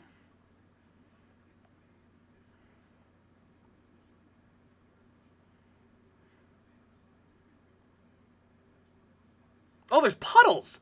Why are there freaking puddles? Okay. There was puddles on the racetrack. That's kind of unacceptable. I mean, I get it. Stuff happens and whatnot, but geez. I mean, running through puddles. Like, holy smokes.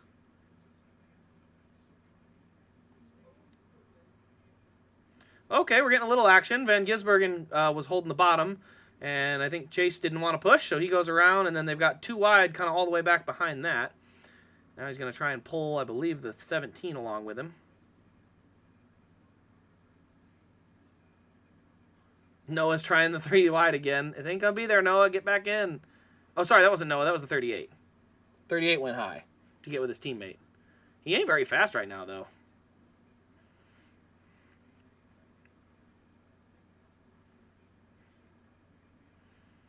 Meanwhile, double wide up front, Logano and Hamlin, they are racing hard. Are they going to try and make it on fuel? This could be interesting. Speed-wise, the 24 is running a 49.9 to a 49.7. So these guys up front are actually running faster than the cars out back.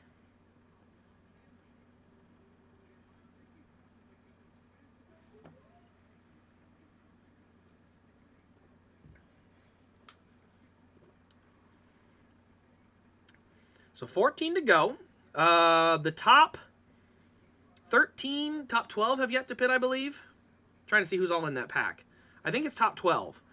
Yeah, top 12 have yet to pit. They might try to push it. I don't think they can at the pace they're running. But you never know.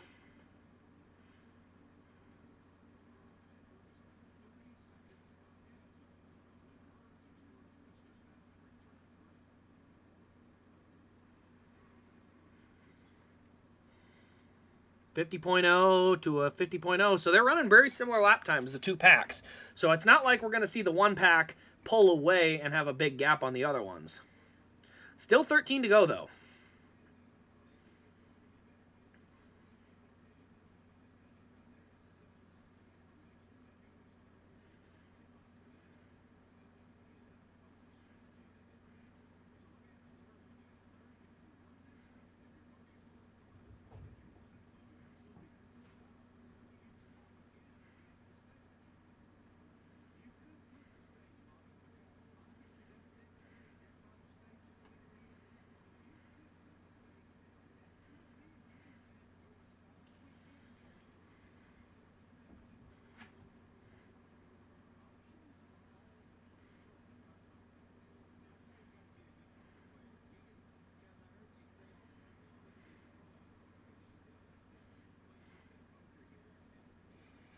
All right, so as they run, it looks like the pack that's still on the track is running faster. It looks like they're a little bit more organized. The other pack right now is really fighting up front. It's Buescher and Keselowski with Byron and Busch down low, battling for that spot.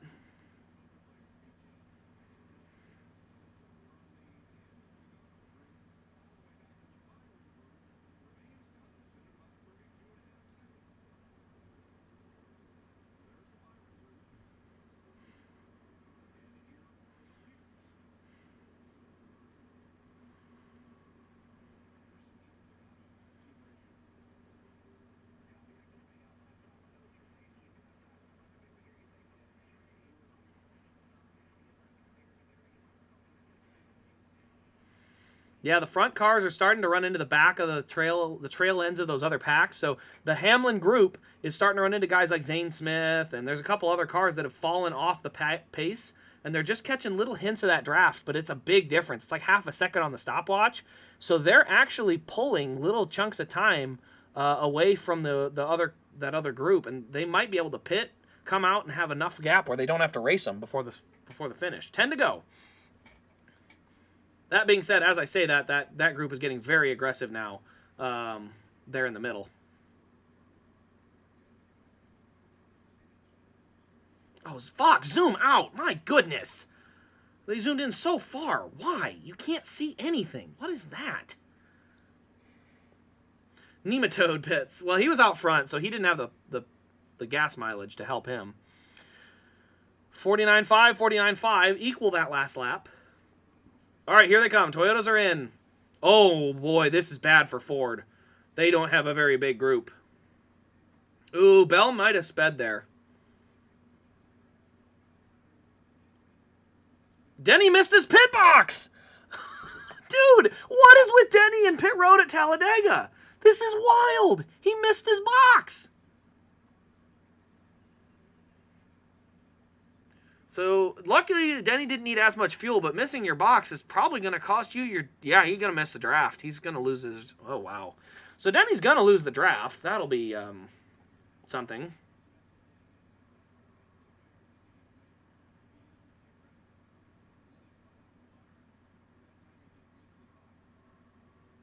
Boy, it's getting a little rambunctious up there. So the RFK Fords seem to be the best two cars right now. What is Austin Dillon? He's hanging out in between lanes right now. Really off a weird spot. Bell speeding on pit road, as I suspected. He was moving really quick when he went around Hamlin. And as the Toyotas come up to speed, I think those Fords are going to probably overtake him in this next set of corners. Bubba's going to kind of inch him up a little bit. But there's no chance you're going to get to there. Here comes Buescher, going to dice his way through the middle.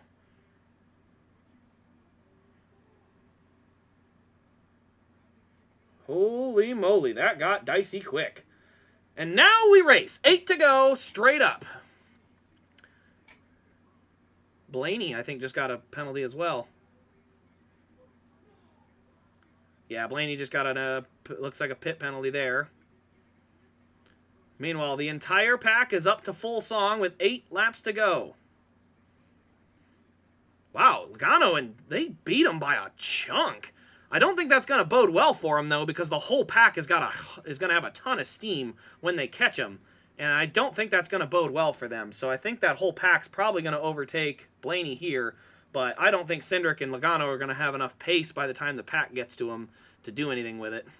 So here comes Blaney to serve his penalty. All right, hey, up front, let's go. Come on. There you go, Fox. I don't know why it took you so long. Cindric's going to go most of the way to the wall. Blaney goes to the wall, pulls a huge block. Holy moly, that about got ugly. Leave it to Logano to almost wreck the field. I'd love to say that that's a rarity, but unfortunately it's Joey Logano. He went all the way and all but put the 17 in the fence and then cut back down. Holy cow, that was close. Now, they all made it. So the good news is we don't have a wreck, but good grief, that was close. That was, I would say, unnecessarily close. A commercial? Are you kidding me, Fox? Oh my goodness. This is pathetic. Are you kidding me? We watch them run quarter throttle for half the stupid stage, and now that they're finally going to race to the freaking checkered flag with 6 to go, we go to commercial? What a joke. This is terrible. Are you absolutely kidding me, Fox? 6 to go. 6 to go. There will be a caution in 5 minutes. 5. In 5 more minutes, there will be a caution, and they can't wait. They have to have a full screen commercial right now. Oh, my goodness, this coverage is garbage. This is unacceptable. You cannot tell me that missing all this racing towards the end of the stage is worth whatever stupid promo this is. 6 to go and we're under commercial. What the heck? That is pathetic.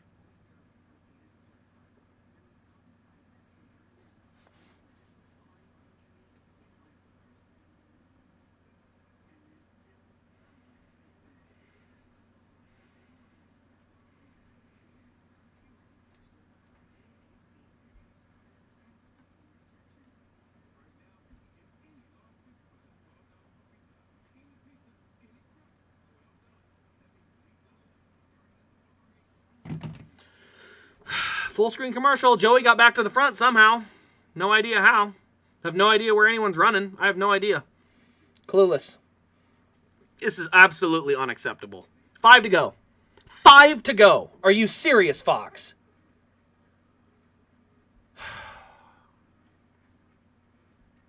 This is so pathetic.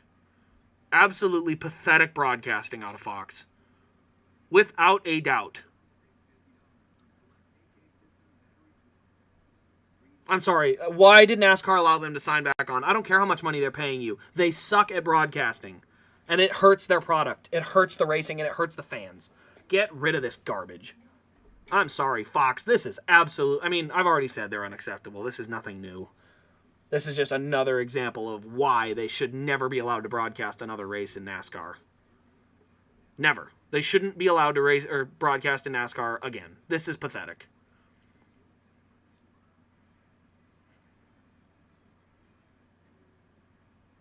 God, my freaking blood is boiling.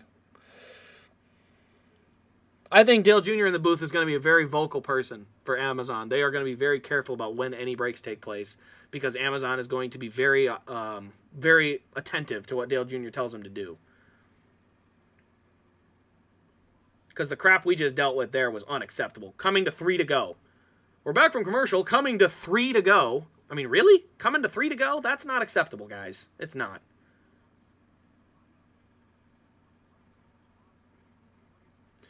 And we're under another promotional watch. To the Pod's big move of the race. Joey pulling a horrid block. Should have got him dumped.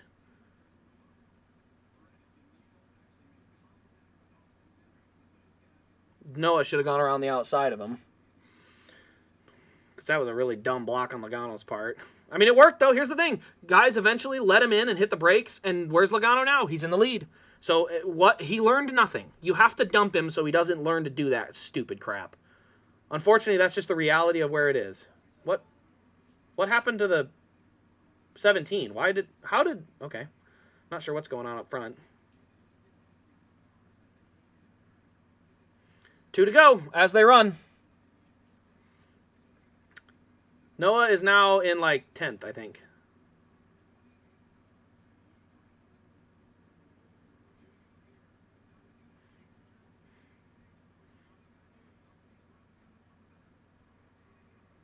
Two by two.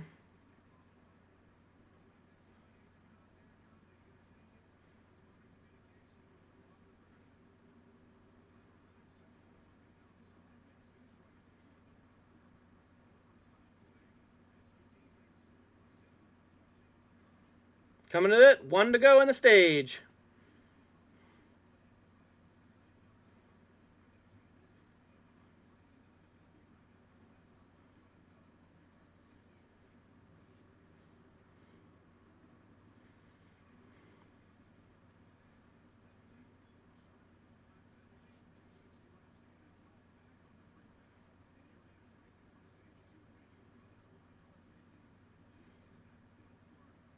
God, Fox, they zoomed in so far you couldn't even see.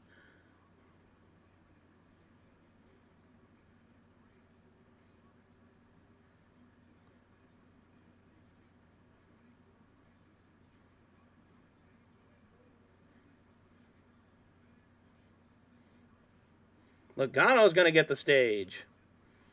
Cindric's second. All right, here we go. So Logano snags the stage. I'm sorry, guys. You got to dump him next time. He learned nothing. He pulled a stupid block, about wrecked the field, and got rewarded with a stage win. I'm sorry. Buescher, next time, ram him and send him to the infield, because that's what you're teaching him. It's the, I don't want to say the Chastain effect, but it's the effect of letting a guy get away with a stupid move, and then he gets rewarded for it. Like, you're going to have to send a guy that does something stupid down into the infield, because you can't just pull up in front of the pack when you have no speed and then, about fence guys that are coming with a run. So, yeah. Logano gets a stage win. Like I said, I don't like it. I hate the fact that a guy got rewarded for really, really, really stupid racing moves. But it's Joey, so I'm not surprised. He's done it like a billion times. But look at our top 10 here. We got Logano, Cindric, Larson, Austin Dillon 4th, Chastain 5th, Reddick 6th, Busher 7th, Elliott 8th, Priest 9th, and Ty Gibbs in 10th. Noah Gragson, man, he looked like he was going to get stage points. Went 3 wide.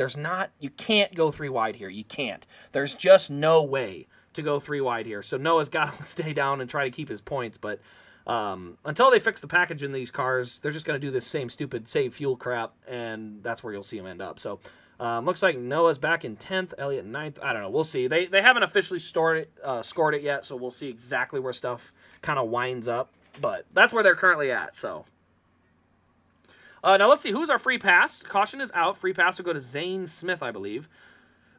Oh, my gosh. He's 3 laps down. Wow, man. Yeah, McLeod needed to be in that spot. Need to make sure he stays on lead lap. That's unfortunate. Oh, don't tell me anything about IndyCar. I'm gonna watch it later. 003. So I'm gonna watch later to see what's going on. But I do appreciate the courtesy. But yes, I will. I'll watch that later, so don't spoil it. I appreciate that. Thank you. All right, I'm gonna throw a quick ad in because I'm Fox, and then we'll be back for pit stops.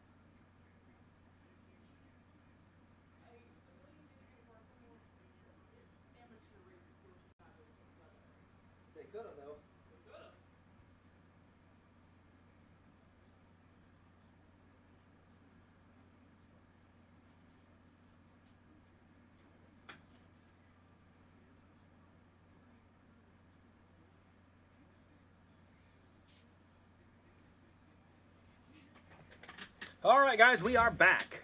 Ready to go for pit stops here. Looks like the official top 10 from the stage has been solidified, and it does include Gibbs in 10th, not Gregson. So they did fix the lineup there, so we are good to go there. All right, back to the top. Let's get this lined up. Good to go. And hey, welcome in, Champ Bailey fan. We also have, yeah, I appreciate it, 03. Like I said, I just wanted to shout it out quick because I'm going to watch that later. So Logano was in. They're going to do 4 tires and fuel, I assume. Everyone's probably doing 4 tires and fuel here. I don't think we'll see anything different.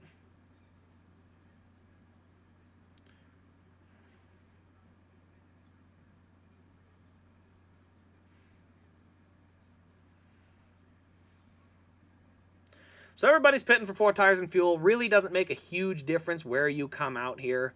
I mean, yes, you could flip the stage if you really wanted to, but everyone's kind of in the same boat, which is max your fuel, and then get your 4 new tires on it.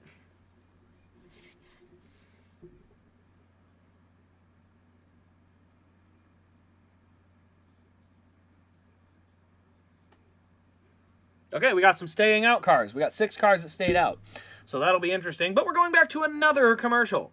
Like I said, I will break down this broadcast window into fractions so that it can be dissected. But I will be splitting this broadcast up after this. I'm going to go back and rewatch it into YouTube, and I'm going to not watch the whole thing, but I'm going to be able to skip through to exactly when they went to commercial, when they came back, and how much true green flag action we got to see versus commercial versus side-by-side promotional.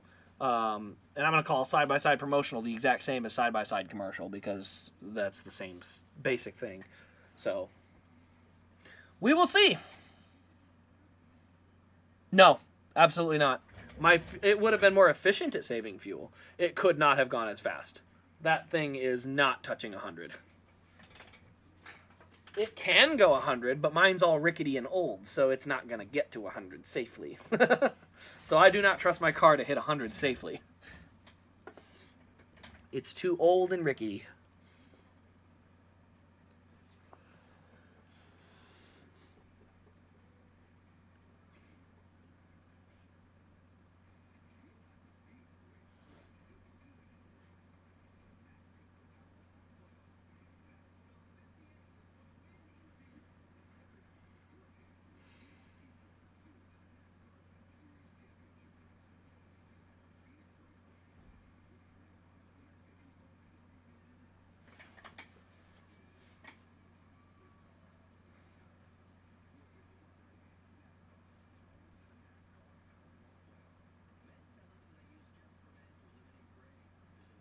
Just a reminder, guys, June 16th, NBC returns. So, unfortunately, 2 more months, but in 2 months, NBC returns. We will get quality broadcasts, or at least better quality broadcasts.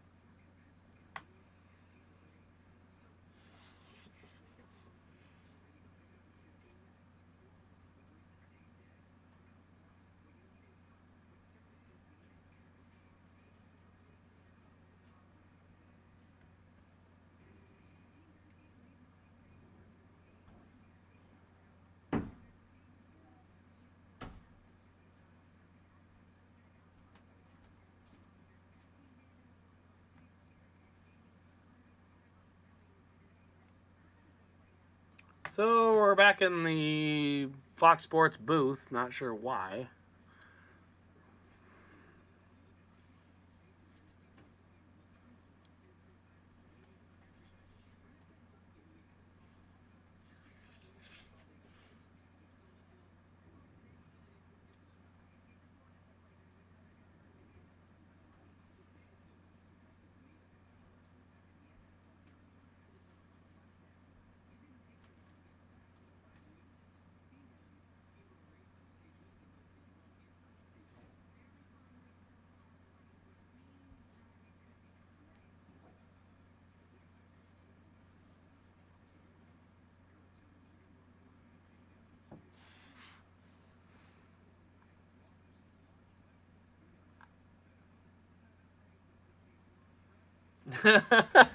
The entire field is doing, they're coming back. Look at this. 124, 124. Everyone's coming back in and topping off.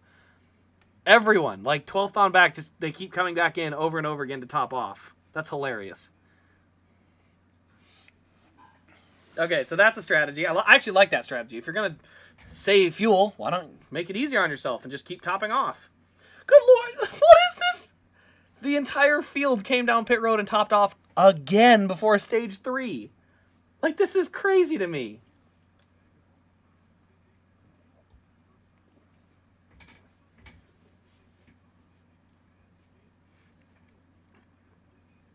So Noah Gragson, Kyle Larson came down to top off. So you have another batch. So look at that. Only, what is that, 3, 4, 5, but 10. Only 10 cars stayed out. The rest of them came and topped off before going back out on track. Oh my gosh, Anthony Alfredo's team is genius. They didn't even bother to pit before because they knew everyone would come back to top off. So they just waited, came on the very last lap before green. Oh my, guys, here's the other thing. It's kind of crazy.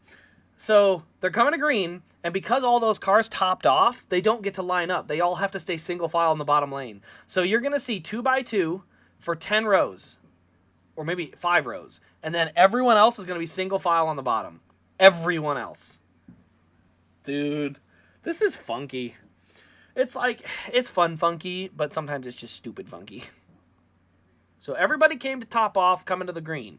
So everybody from Anthony Alfredo on back. So 9 cars. It's only 2 yellow laps, so I don't expect major differences in speed. But fuel is fuel. You need all of it. So, yeah, 62 laps to go. They definitely cannot make it on one stop. Or they definitely cannot make it on fuel. They will all have to stop. The only thing will come down to how long, so we will see. All right, here you see it. All green. What a weird look.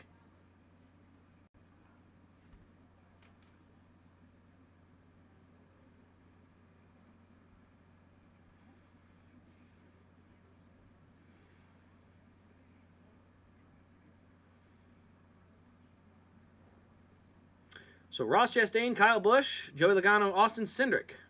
And now the field's starting to span out behind a little bit. Wow, Ricky Stenhouse is really pushing his luck.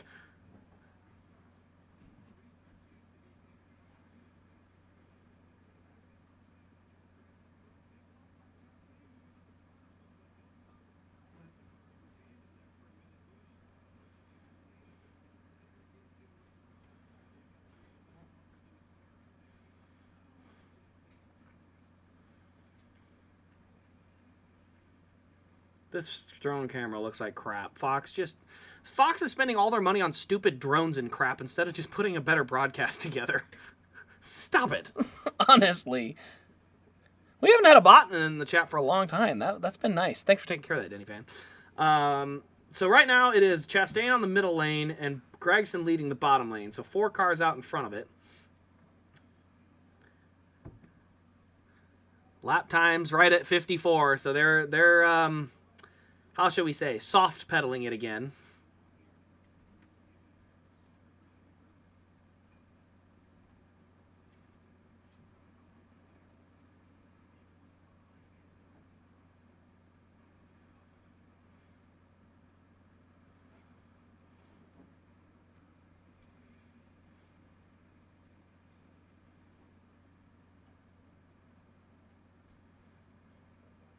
So 2x2, let's see what the lap time. That one was 52 flat, so they were forced to step the gas pedal down a little bit on that lap. A little bit. Still definitely not by any stretch the max that they can go.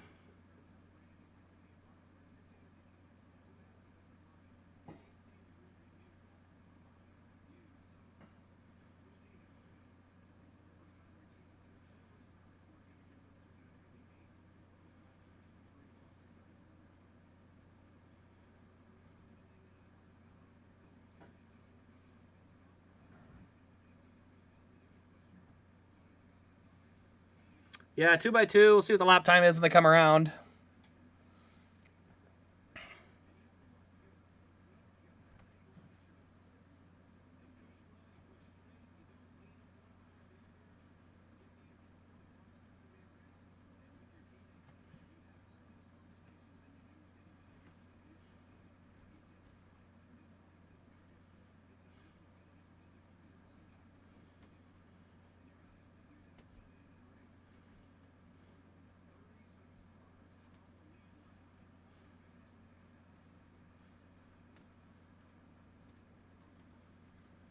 All right, so off they go. Last lap was a 52 flat, so they're not 100% full throttle, but they're definitely not as soft on the pedal as they were in the last stage.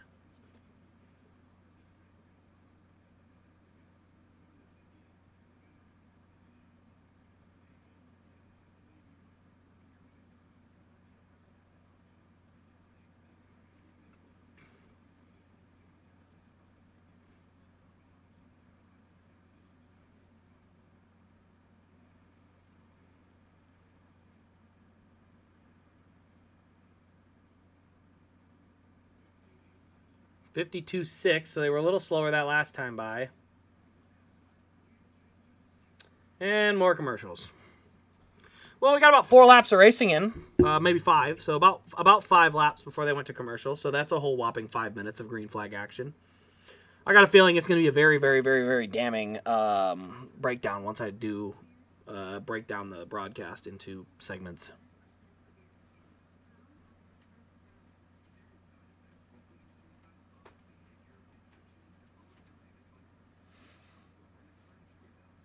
Brickleberry pushing Noah. I don't think it'll be a big issue. He's definitely more new at it, but I think he'll get it figured out. What we got here?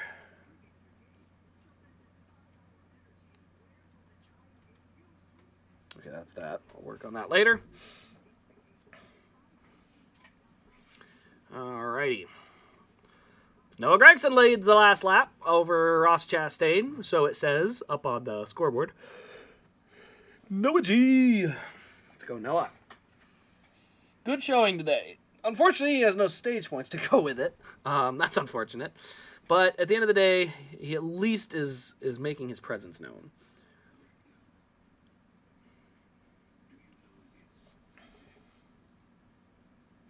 Yes, Fox does hate the fans, unfortunately.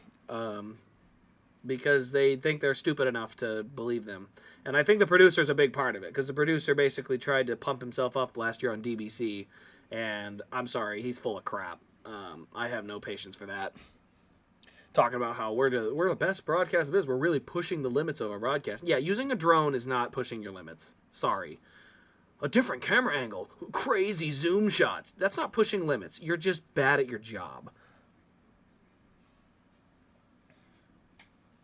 And we got a caution. Don't know what it is. Looks like the front 4 is good. We missed the first caution of the race. Christopher Bell.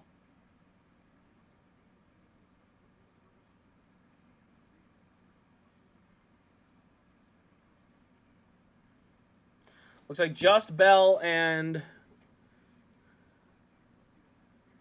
Alright. Ooh, actually, Justin Haley's right in front of Chase Elliott. That makes me nervous. Oh, no, sorry, that...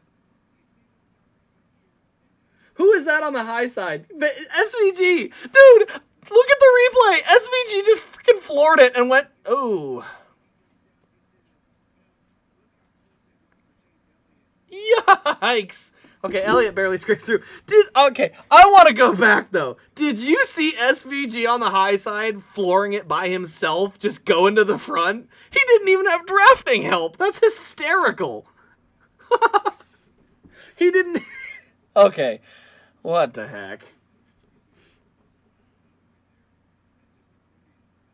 Dude, Chase Elliott might be one of the greatest super speedway wreck avoiders I've ever seen. I probably just jinxed him, but if you go back and look at some of the wrecks he's avoided since the next gen came out, it's kind of crazy the stuff he's been able to avoid. I mean, there's a lot of races where it's like, holy smokes, how the heck did he get through that? And yeah. Okay, there it is again, though. Did Elliott get into him weird? It might be Elliott's fault there. Oh my gosh! That was tight.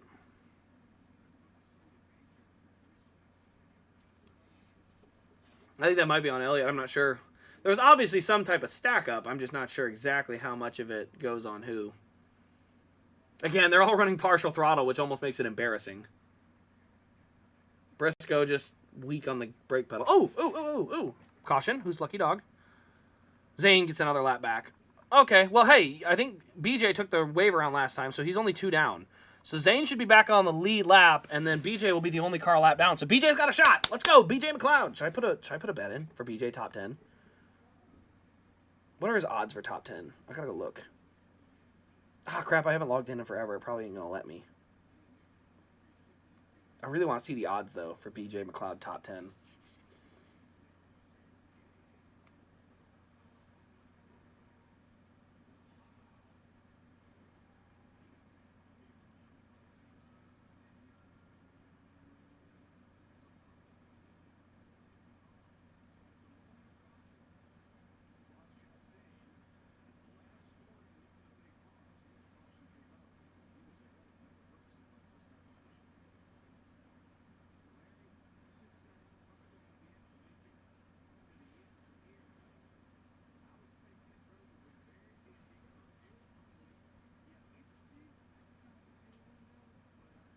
Fuel only, why? May as well get tires. It's going to be your last shot at tires for the day.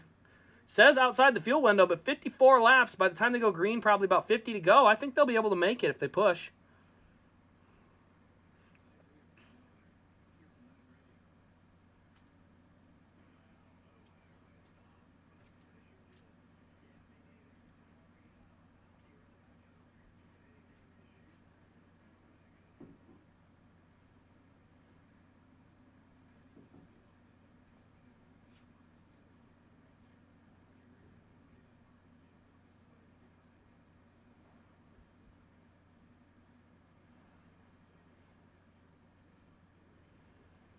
Oh, gosh, yeah. There's some good odds on winners back here.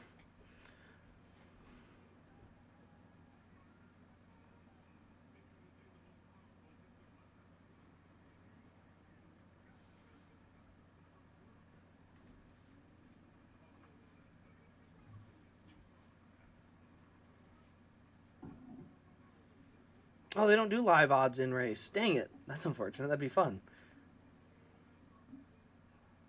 Yeah, they only do winners at Talladega, it looks like. That's a shame. That'd be fun.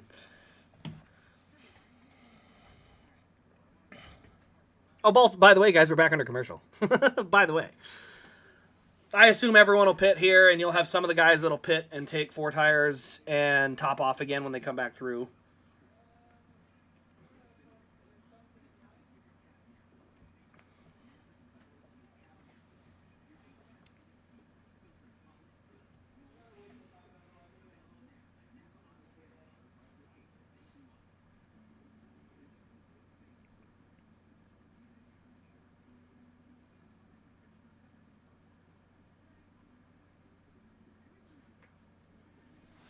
All right, well, throw an ad in, wait for him to come back from commercial, because that's why not.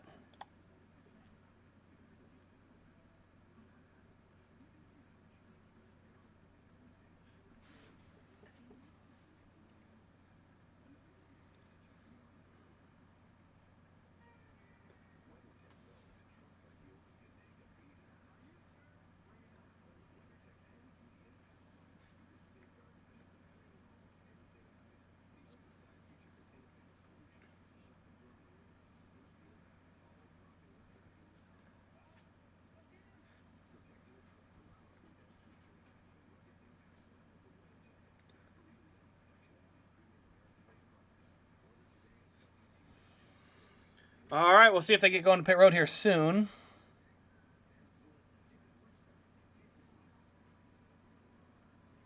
Oh, we got to get that notification out of here. Bye-bye.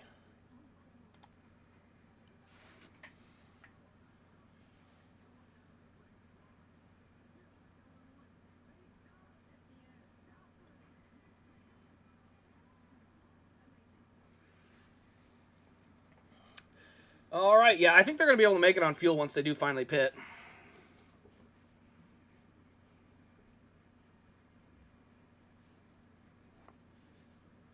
Alfredo's going to do the same thing as before.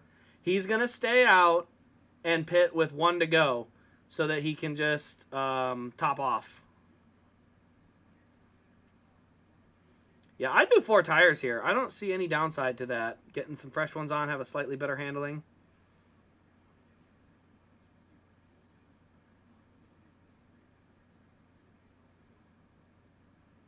Off pit road, Logano, Berry, Gregson, Cindric.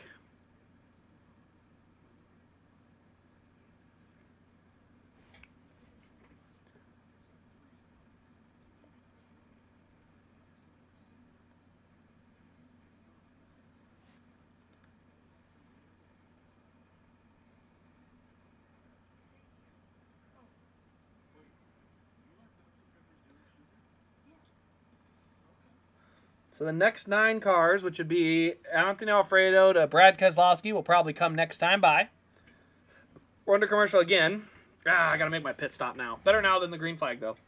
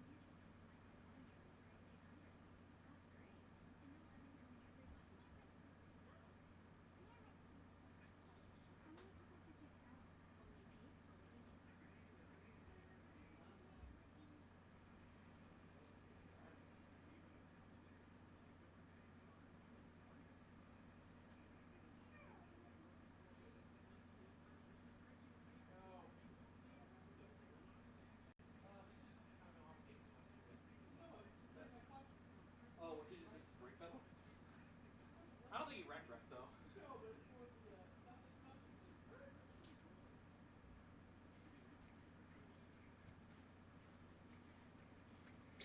Okay, now we're back and ready to roll.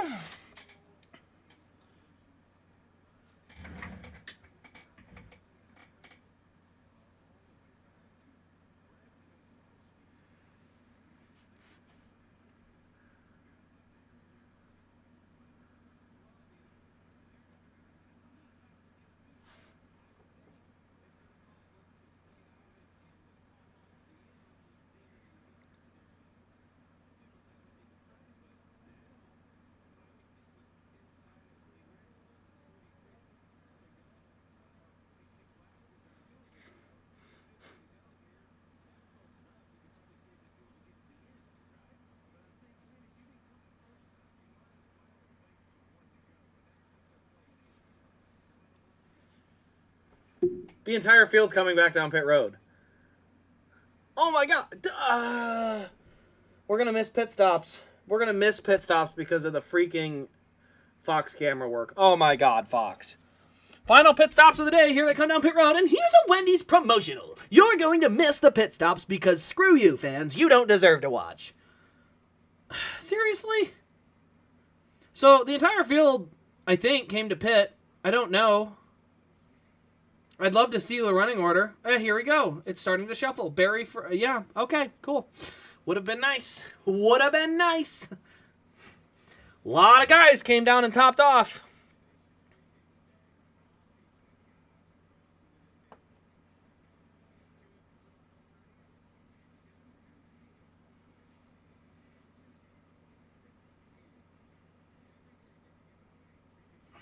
We still haven't seen the running order. It's pissing me off. 5, 6. 6. All but 6 cars came and topped off. Very smart decision. So the plan on that was very smart. Everybody came and topped off, so the guys in the Chevys, or not just the Chevys, but a lot of them basically decided to come down pit road and just top off with 1 to go, like everyone else, instead of pitting the first time.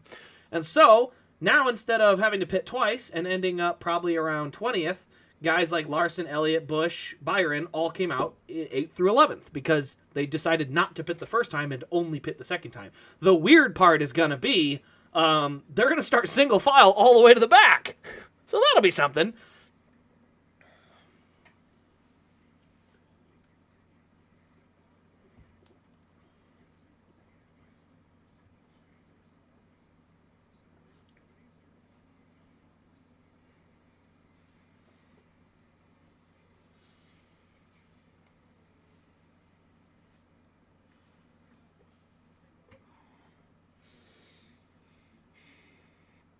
Look at that lineup. Single file all the way back. Hey, how we doing, B-Rad Butterbean?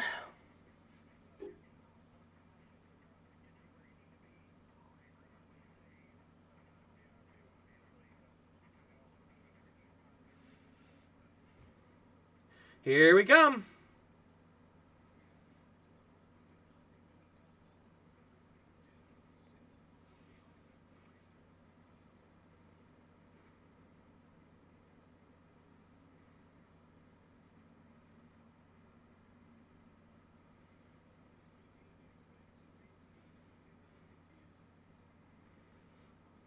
Look at the overstock cars out front. 1, 2.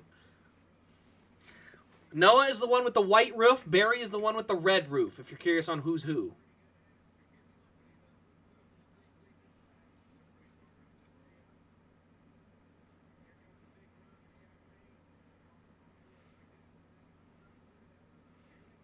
Asking for a shout out in a video? Which one?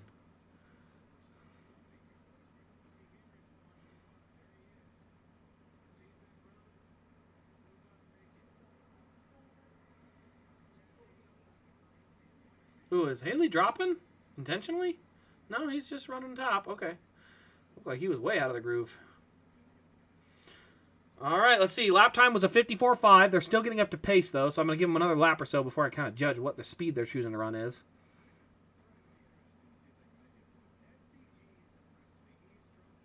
Yeah, they're still soft pedaling it.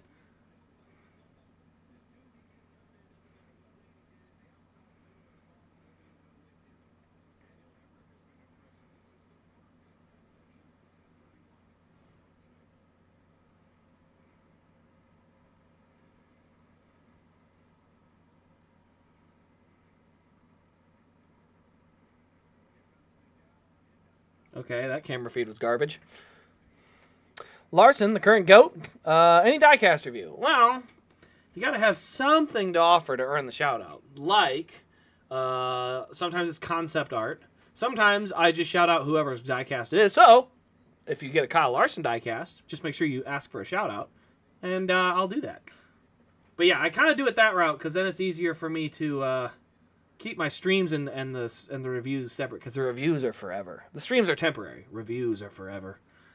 But yeah, I do shout-outs. Usually, like I said, though, it's based on, like I did it for Avery because he really pressured Lionel to get a Noah car made.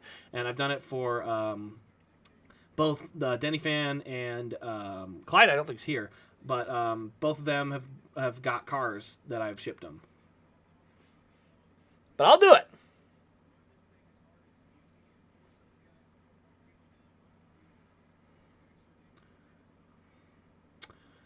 $51, yeah, they're not saving too much. They're pretty heavy on the throttle.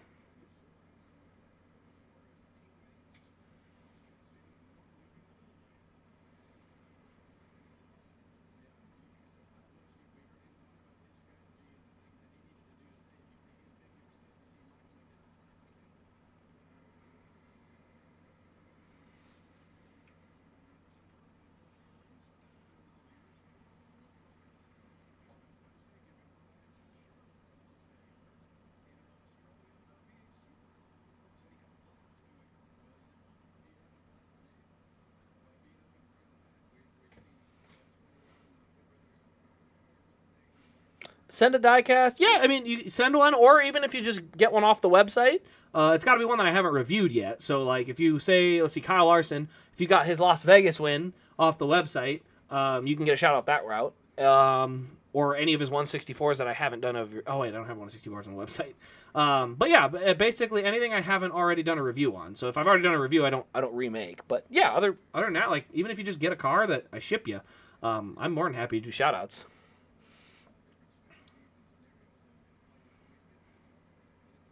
Then you have to make sure you let me know what name you want shouted out. Your actual name or your YouTube name.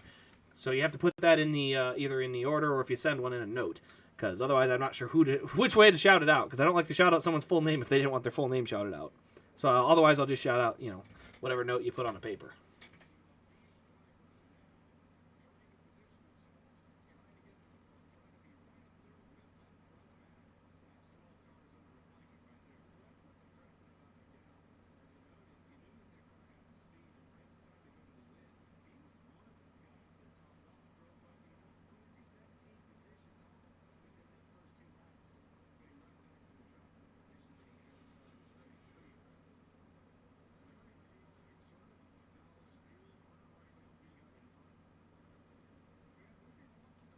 All right, so they're 3 wide still. They're still running. I'm very curious to see exactly what their lap times are still running. 52.9. They're still saving a lot.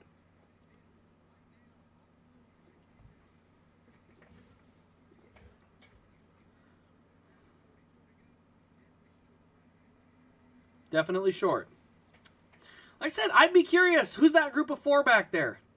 Like, I want to see a group of 4 or 5 cars come to pit road, top their tanks off. They know they're good to go, and they just hammer full throttle and try to come up and catch the pack. Because they would have full throttle, and they wouldn't have to save at all. We're under another commercial. Are you serious?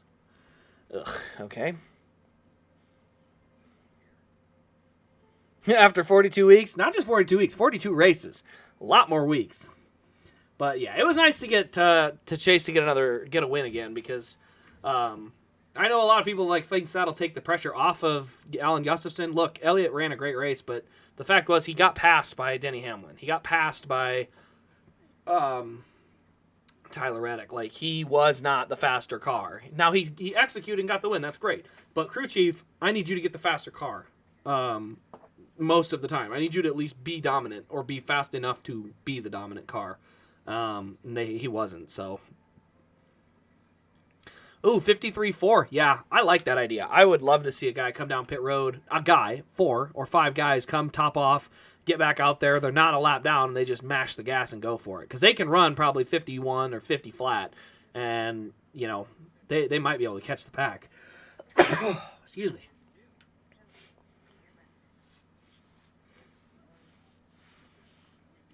Let's see, where's BJ? Is he still 2 laps down? He is. So BJ is the only car lap down. He's 2 laps down. Oh, Zane Smith lost the draft. Gosh dang it. Meanwhile, BJ McLeod's actually running good lap times. I want BJ back on the lead lap.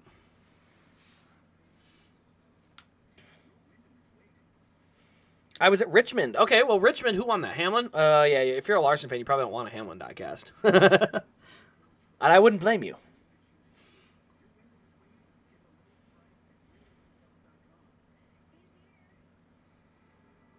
Todd Gilliland and Michael McDowell up front. 52.2, so they're still a little light throttle. I don't know. It's kind of wild to think if they're going to try and save enough or not.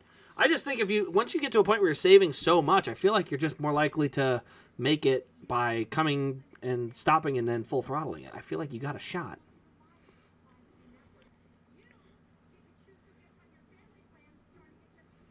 Either way, 40 laps to go.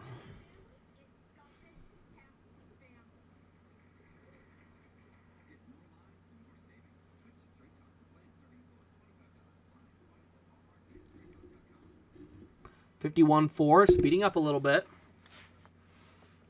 Cody Ware in the top 10.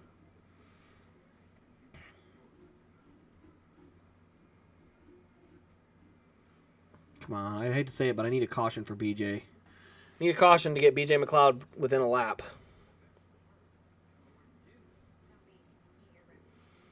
Yeah, Noah hasn't been as close, though, or competitive, shall we say. Like, he was garbage last year most of the time. But I think the best way to put it would be Noah winning Homestead. Like, he was so close and just never freaking got the win until he finally got there. Ooh, yeah, Larson's pretty good at the 600, so you got a shot there.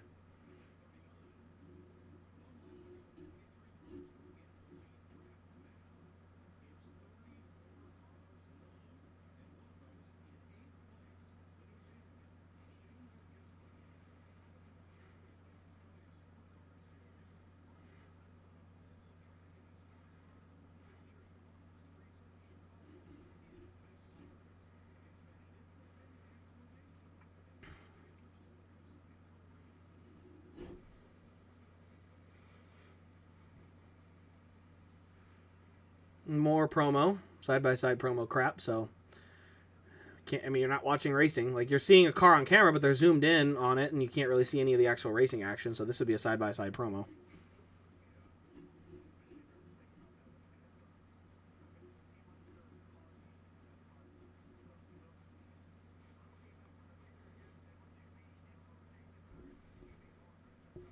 Yeah, 2020, 2021, straight robbery. Twice in 2021. No, sorry, twice in 2020 he got robbed. Crazy how bad that was. 52-1.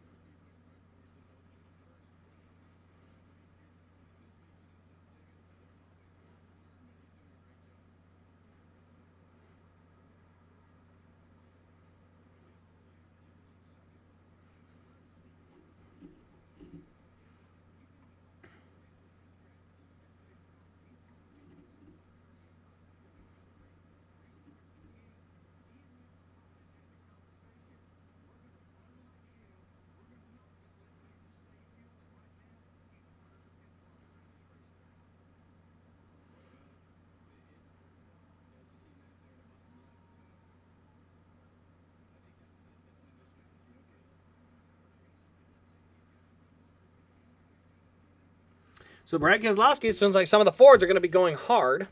SVG, again, yeah, I mean, again, it's like, I get it, because there's a story there, but, like, a bit excessive. Oh, here we go! This is what I was wondering! Somebody's doing it! And Fox is missing it. Are you freaking kidding me, Fox? Pay attention, my goodness! There are cars on pit road, and Fox is completely missing it, because they want to show Michael McDowell's radio. It looks like a lot of the Toyotas, they're going to short stop here and go full throttle the rest of the race. So Toyota is going for it. They're going to try the strategy I was talking about earlier, where you stop, fill it up, and then hammer down the whole rest of the race and see what you can do. I like that idea. I'm curious to see how it works.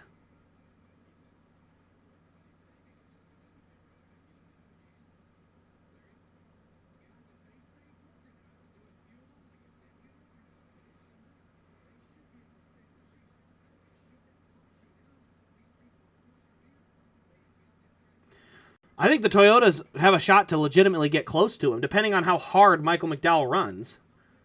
But, like, the Toyotas, no, they're good to go. They are good to go to the finish right now. There is no question. So, the whole thing's going to be, can Toyota, as a group, run faster than the field? And the other issue is, the field's not that far behind them. So, if the field is faster, they will run up on them and lap them. And if that happens, then you can expect some real chaos, because... Ooh, little wiggle out of Noah. Easy there, Ross, on a push. But if they don't, and that front pack drafts up to them, they're going to notice a pretty big drop-off, because they're going to get caught multiple seconds of time and then get passed. And then when that whole group pits, they're going to find themselves multiple seconds behind the big pack. Now, they could be able to catch up. Depending on how late they pit, though, that may eliminate their opportunity. 50.0 for Michael McDowell last time by. All right, Toyotas are organized. Let's see what they can do.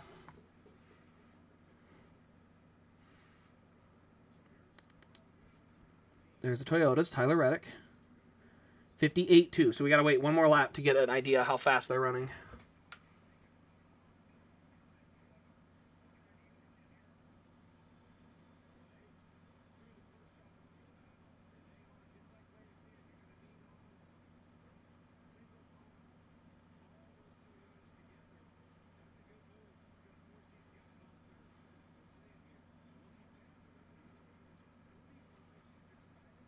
50.0 out of Tyler Reddick last time by a 50 flat to a 53. So 0.3. Not a huge number, but again, if this front pack gets organized, they will be able to most likely catch or at least close in.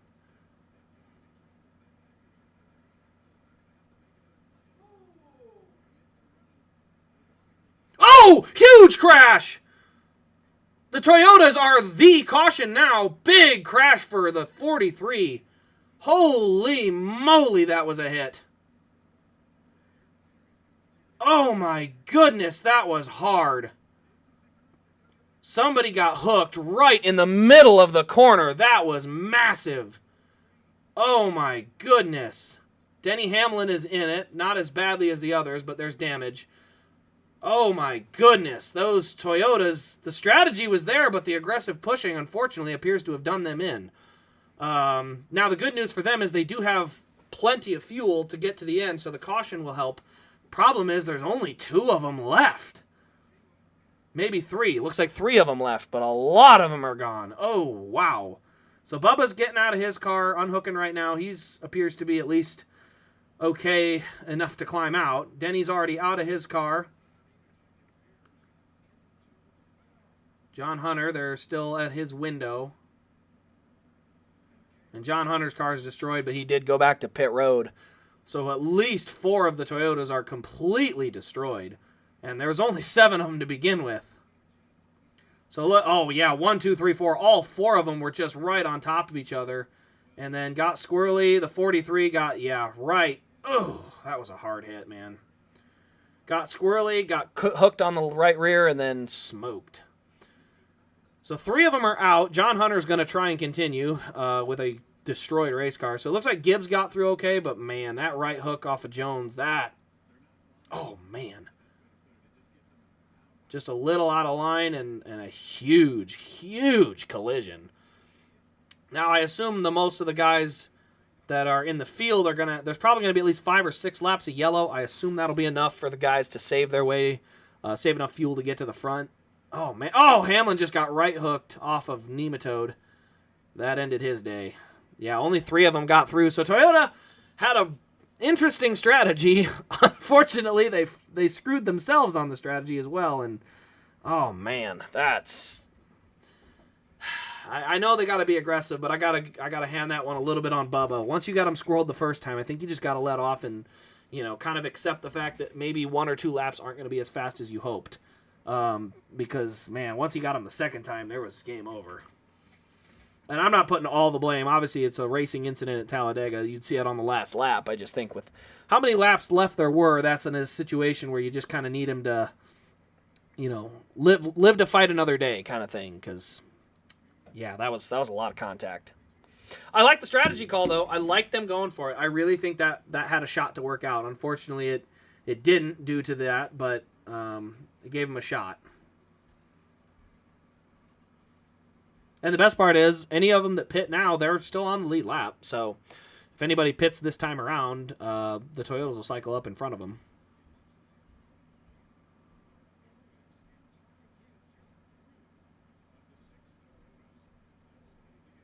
Nah, 7. Reddick got through fine. Yeah, no, don't get me wrong. Bubba was definitely, but you gotta just get, essentially get shuffled out of line a little bit, get out of the line and try to get yourself in good enough shape. Again, I'm not putting it on Bubba. It's 100% just a racing situation. It's just one of those, like, once it got squirreled the first time, you needed everybody to kind of, catch your breath, get going, get lined up, and let's go again. But instead, they just kept pushing, and unfortunately now four Toyotas are out of their opportunity.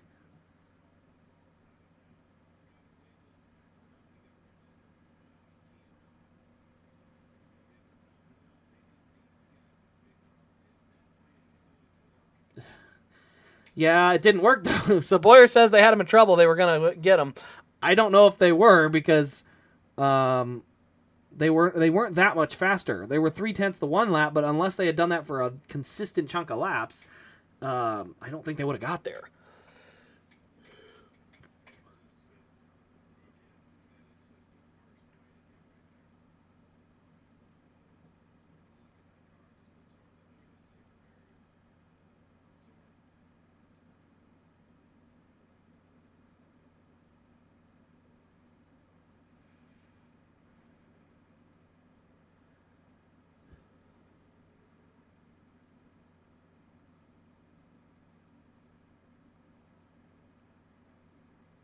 Ah, my neck hurts just looking at it.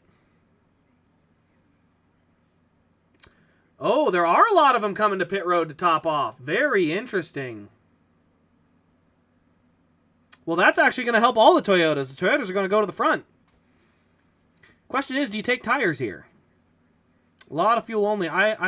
If I can't get to the front, I'm going to take some tires, but otherwise, yeah, this will really help the Toyotas. They had the fuel they needed to get through to the end of the race. Stupid drone camera looks like crap. Can't see anything. The concept is nice, but it's not there. All right, so they come off pit road. Looks like everybody took fuel only, but your new leader going to be Tyler Reddick, Martin Truex Jr., and Ty Gibbs, unless Carson Hocevar is trying to stay out and make it. We'll see. I don't know if Barry put tape on it or if there was a piece of trash they were trying to grab off of it. I have to look again. But yeah, if they put tape on, they're going to have to call him back in and do it all over again because that's, yeah, illegal.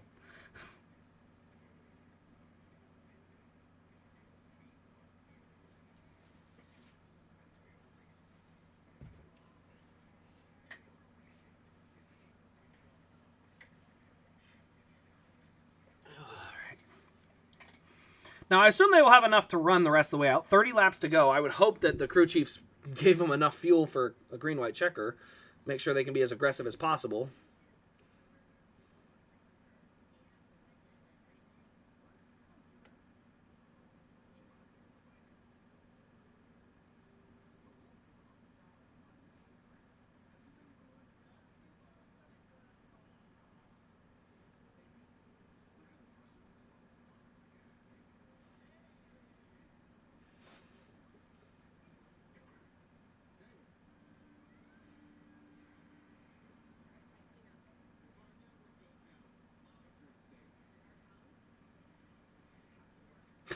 Okay, so here's a funny stat. This was the most consecutive races finished by active drivers. There are the top 10. The top 10, as far as active race streak, Bubba Wallace, Chase Elliott, William Byron, Ryan Preece, Justin Haley, Kyle Busch, Ty Gibbs, Austin Dillon, Eric Jones, Martin Truex Jr., and Denny Hamlin. Bubba Wallace, Denny Hamlin, Eric Jones, all were just taken out. Was there anyone else? I'm trying to see. No, I think it was just those three. But 3 of them just got taken out, so that streak will all reset.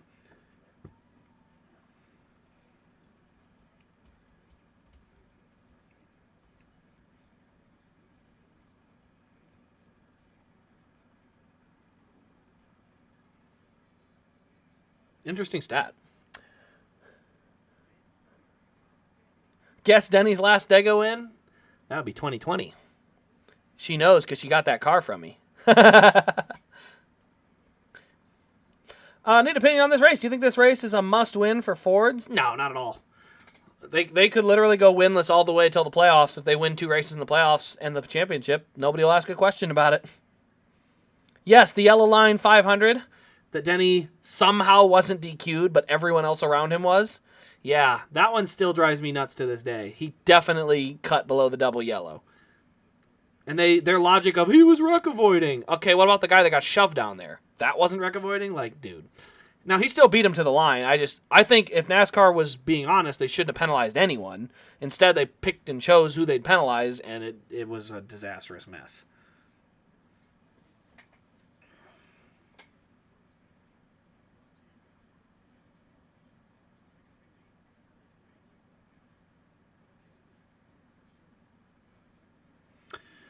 All right, so after Carson Hocevar came down and pitted to top off, make sure he was good to go, Tyler Reddick, Martin Truex Jr., and Ty Gibbs will inherit the lead. They pitted under green on 151.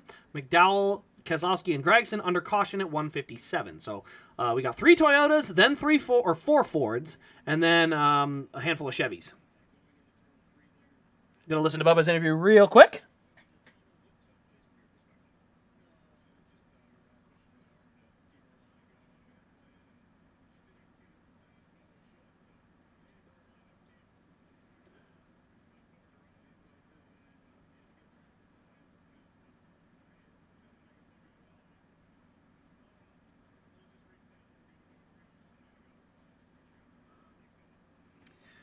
So yeah, frustrated Bubba Wallace. Can't blame him there. Like I said, it's just a chain reaction of cars. Like, I don't even know who you can blame, really. I mean, obviously Bubba was the pusher, but he was getting pushed as well, and just it's a calamity thing. You just had so many cars pushing and shoving, and that's going to be the result a lot of times. Let's go look at Denny quick.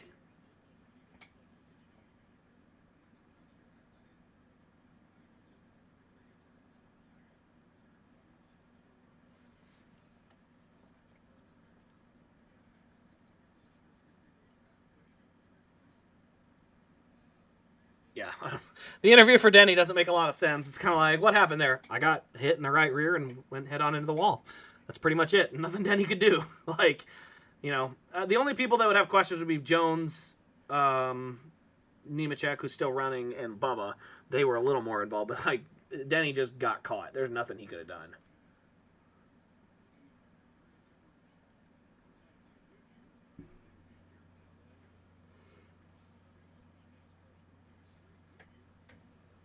I hope these guys have enough for a green-white checker, but we'll see.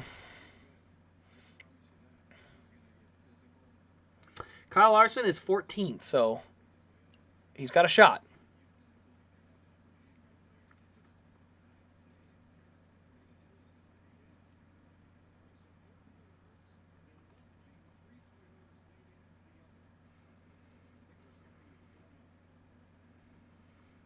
All right, here we go. Look at all the beer cans at the bottom of the freaking grandstand there. Oh, they're still 3 and 4. They got a while. All right, running order. Reddick, Truex, Gibbs, McDowell, Keselowski, Gregson, Berry, Busch, LaJoie, Chastain. Now, the way they chose to line up is going to be McDowell and Reddick, Keselowski and Truex, Gregson and Gibbs. So the 3 Toyotas all chose the top, allowing McDowell to cycle up to the front on the bottom lane. So we're going to have 4 Toyotas on the bottom, 3 Toyotas up top, 4 Fords on the bottom with a Chevy on back with Kyle Busch behind the Toyotas. But coming to the restart zone, 28 laps to go.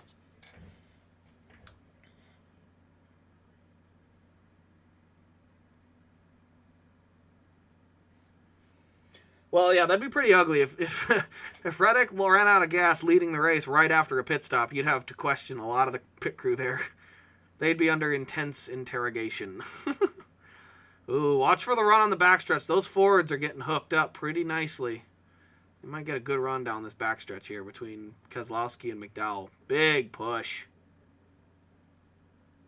Big push on the low line there.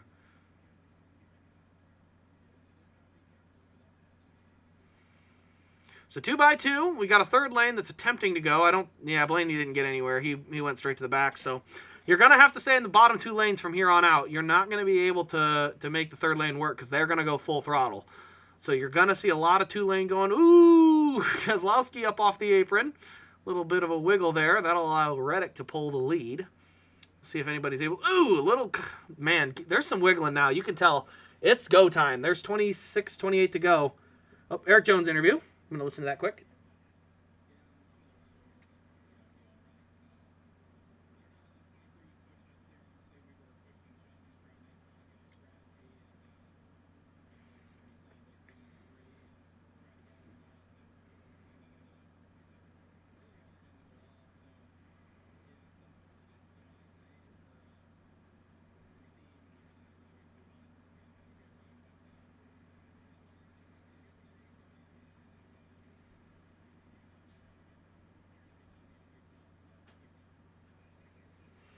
26 to go. McDowell is clear out front. Then it's side-by-side, 2x2, most of the way back. Very back, you see a little 3 wide, but it ain't much. Larson is on the top, I believe. Trying to see, but Fox wouldn't zoom out, so I can't tell. He's not in the top 10, so he's 18th. I think he's right. I'm trying to look. Now they won't zoom out far enough. Oh, McDowell's going to have to make the block. Good run management from Keselowski there. He really got a good push from Gregson and managed the run so he didn't clobber the back of the 34.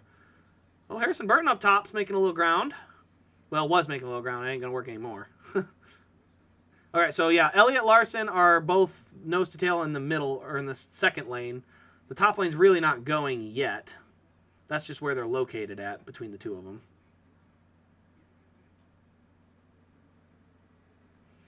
Man, Fox, get off these camera views. You can't see anything. They just got to use better judgment. Use the views that people can see. People are probably watching to see what's happening and developing for runs. So when you go to a, standstill shot from the inside wall, you can't see squat. McDowell trying to manage 2 lanes. Ooh, little wiggle out of Reddick. Got it all saved. Here come the Fords. McDowell is still clear out front. It's 2x2 on back from there.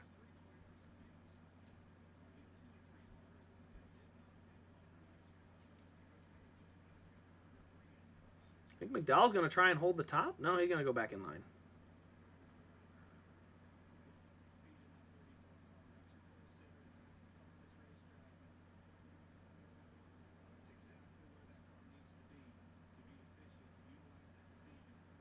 Oh, LaJoie just pulled up and blocked the whole top lane. That's a big checkup. The whole top lane had to accordion back.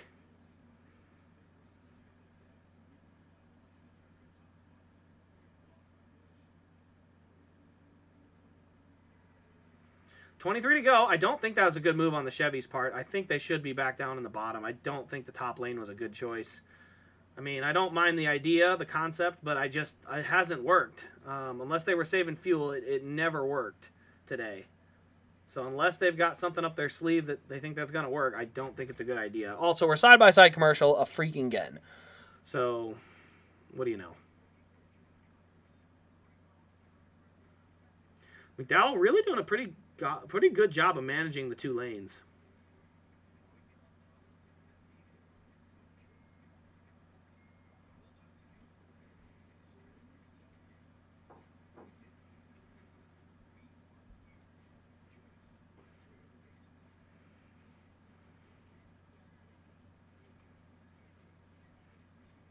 Ooh, a lot of wiggling out of the Toyotas on the top lane. I think they just entered low.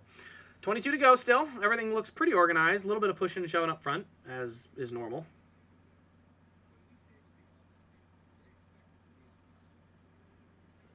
Windshield confetti pattern as the Dillon.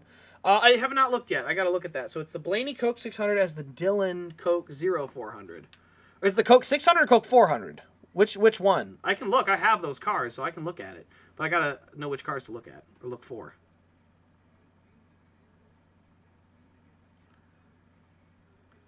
All right, I'm trying to see who's up top. Pretty hard to tell.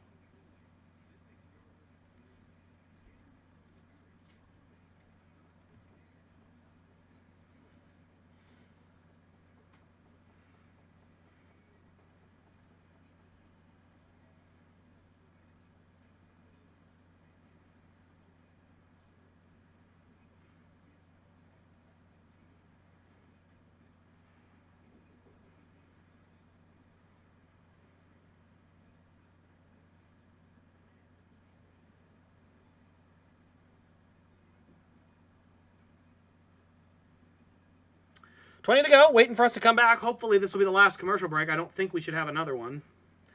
I'm guessing we will because it's Fox, but we shouldn't. Ooh, little wiggle out of the SHRs. Yeah, there is no top lane. It's going to be a 2-lane race the rest of the way out. So you're going to have to be very particular about your moves up and down in different lanes. Dillon 2022, Blaney 2023. All right, I'll have to check them.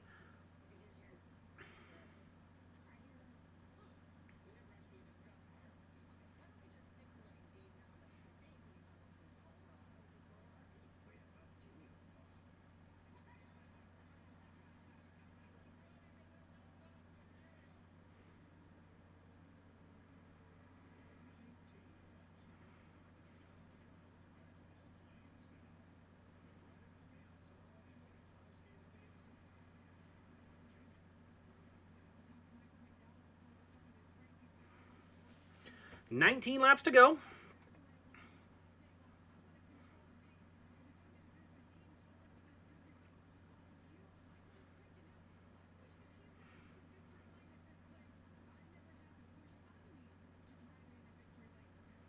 $19 to go as they come off the corner side by side for the lead.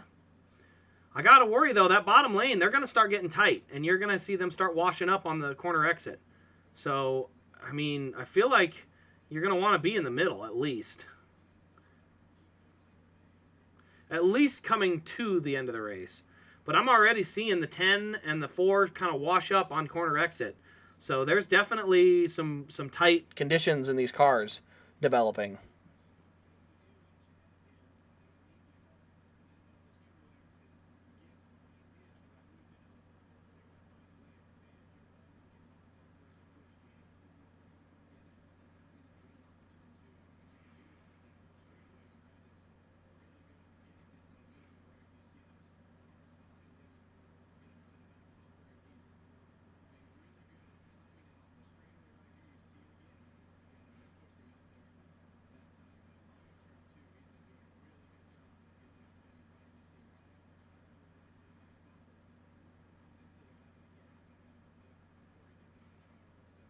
Still 2x2. I'm not seeing any real movement anywhere. I mean, they are just locked 2x2.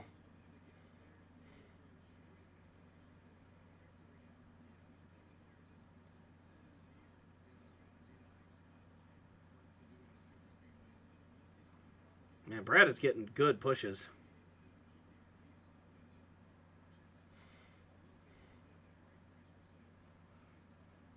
$17 to go as they currently run.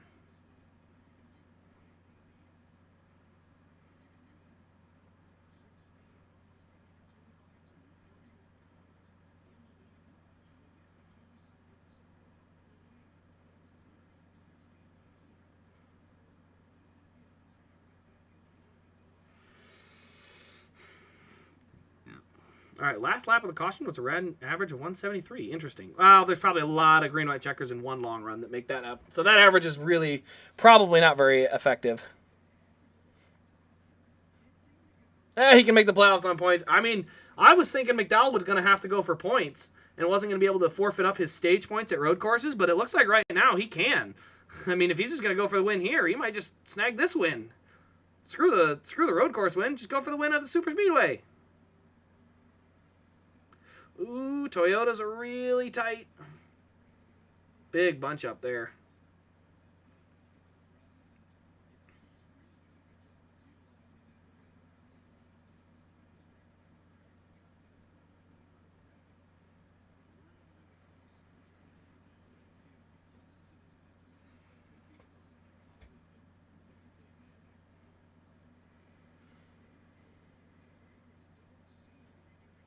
Oh, Gregson.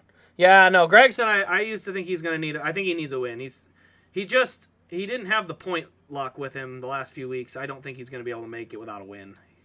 Between the penalty and then good runs that he didn't materialize into points from just poor final runs. Like, the speed's there, but the results haven't been.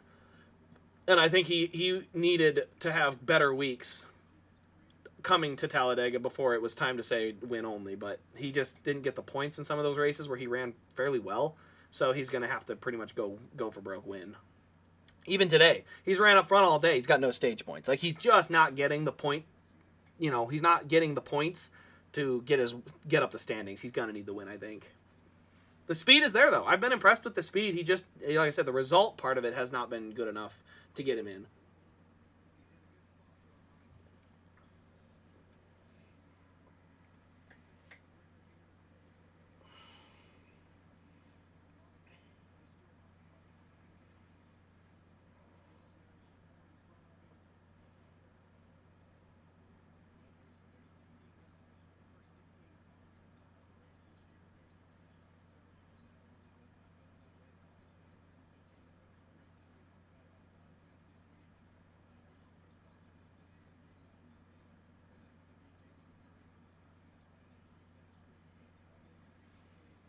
$13 to go. It's go time.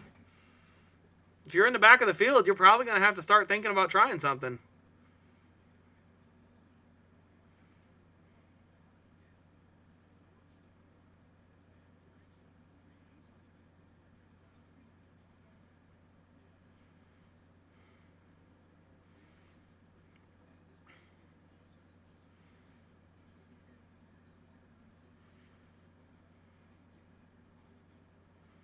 Coming to 12 to go this time.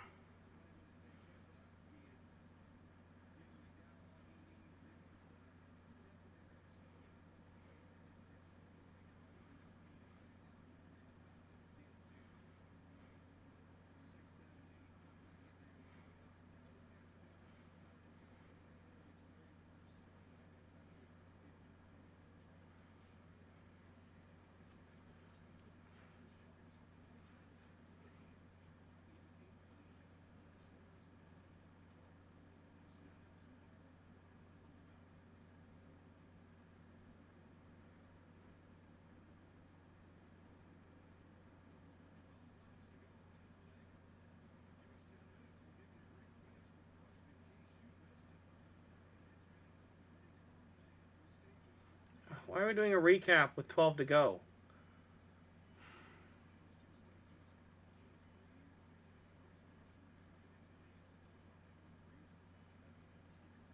All right, both the Fords are clear out front. Question is, which way do they go now?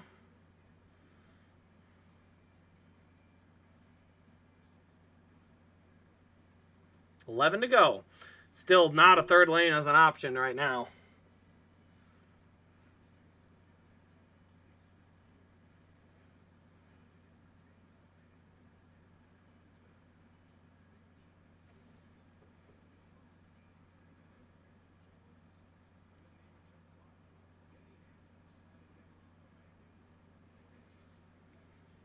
It's just a dead heat up front. McDowell and Reddick are just, dead heat, the two of them. And if you're Brad Keselowski, I think you got to be hoping for Ford that you can get clear and go block the lane above you so that it's Ford across the front row. I think that's what you got to hope for, right?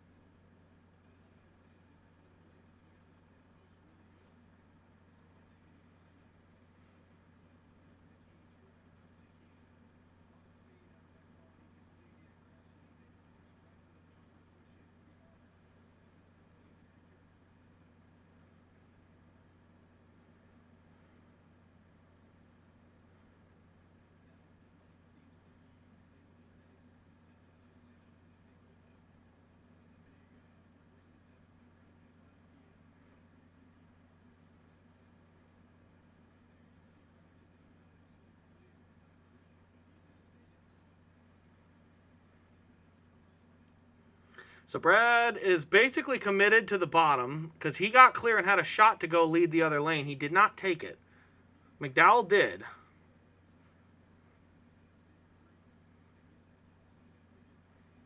$9 to go.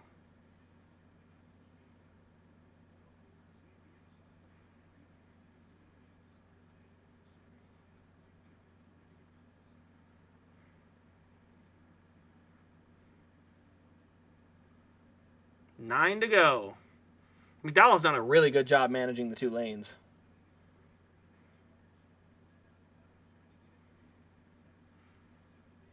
$8 to go as they run. Ooh, that bottom lane is, I'm telling you, they're getting tight in the corners.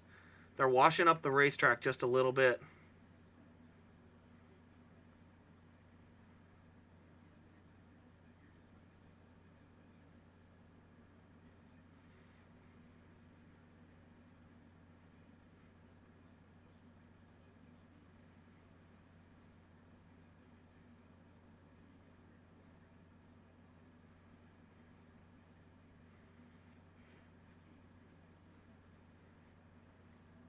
$8 to go. Still 2x2. There's really not a ton of movement. I do see Blaney and Buescher on top. If there's two cars that I think can make it to the front, it's them two. Those are two cars who are capable of pushing, but I just don't think the third lane is there. McDowell has done a fantastic job up front today. Led 35 laps already today, but he has managed the two lanes very, very well.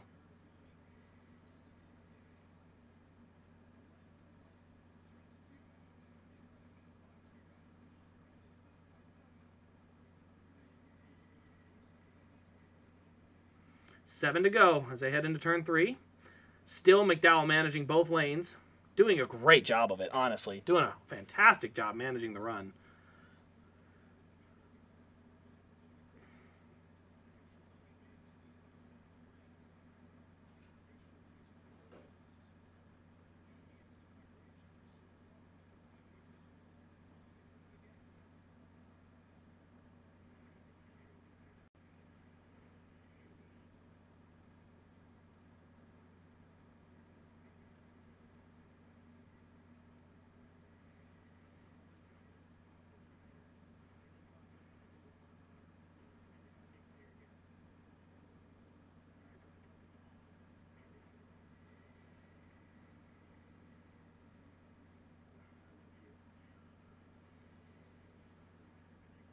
I think that's Elliott in the top lane now. Starting to make some ground, but not a ton.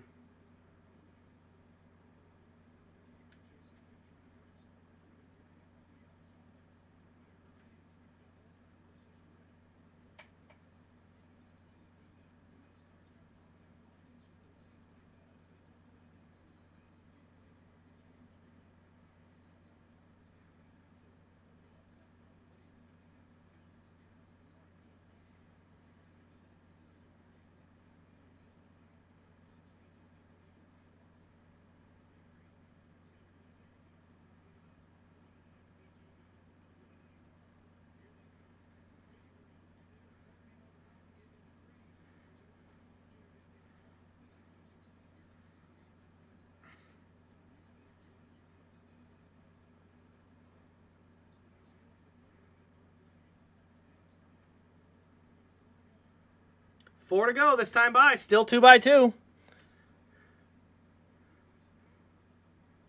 They are 2 by 2. Brad's going to... Oh, yeah, he got him clear now. 34 is now clear. He can go where he wants.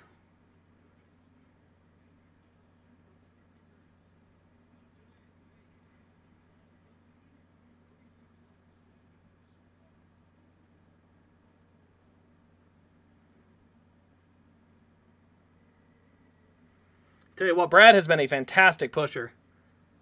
Man, that 9 car has done a great job of pushing SVG so far today. I mean, he is now up to 4th or 5th row. Now, the problem is that top lane just doesn't have the organization it needs to really keep the momentum up.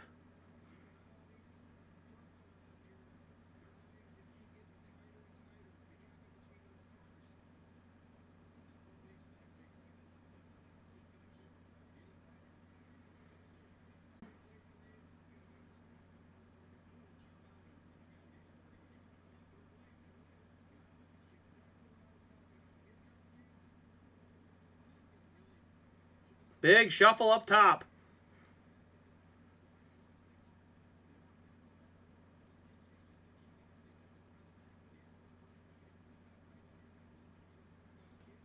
Coming to 2 to go this time by. Gibbs pulled up, stacked the whole lineup. Yeah, they're going right to the back now. Oh, man. Good move by Blaney to try and get below that. Unfortunately, there was just nothing left underneath it. So the move was worth a shot, but unfortunately, there's nothing underneath it. 2 to go. McDowell's still out front. I think if you're Brad Keselowski, you got to try and get your own lane here soon.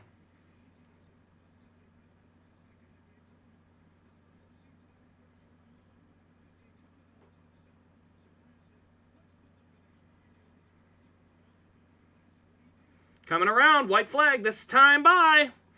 It's still 2 by 2 up front.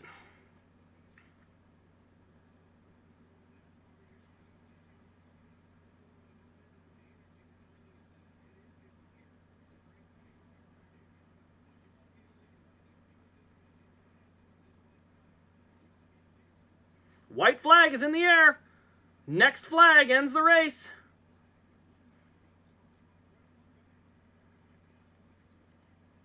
It's McDowell and Reddick.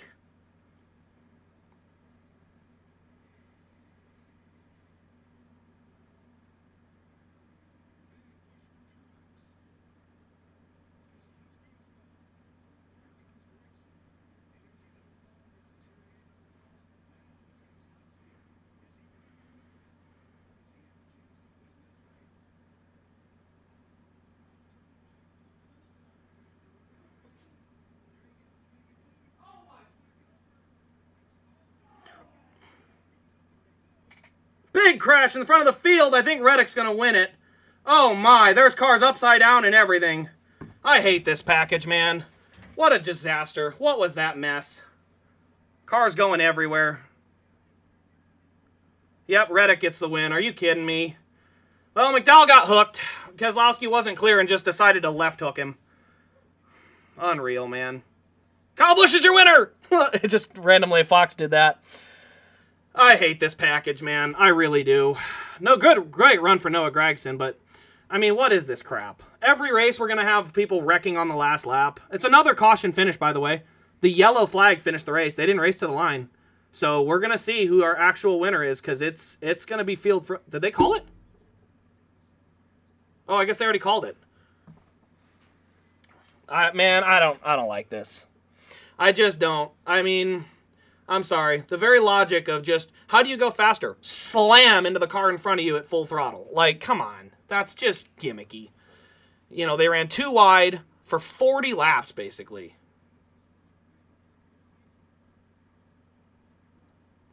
I mean, seriously, they went 2 wide for like 40 freaking laps. Like, at what point do we say, hey, this thing's junk? This is a package of garbage. I'm going to go back here real quick. They're doing a celebratory thing. I want to watch this finish one more time. Try to see exactly the situation. So this is down the backstretch. Keselowski got McDowell clear with a very big push. Noah got up there. Didn't hit him. Gave him a little push off the corner. Keselowski went high. Gragson sat low. Was there no caution? Oh my gosh, they never threw the caution. Dude, NASCAR, no, hold the phone. Yeah, so NASCAR never threw the caution. That's a problem. There was a car upside down against the fence, and they just left it green. The caution did not come out until they got to the line. Now, I can appreciate the offer, or the opportunity. A car is upside down against the fence. Like, oh, man.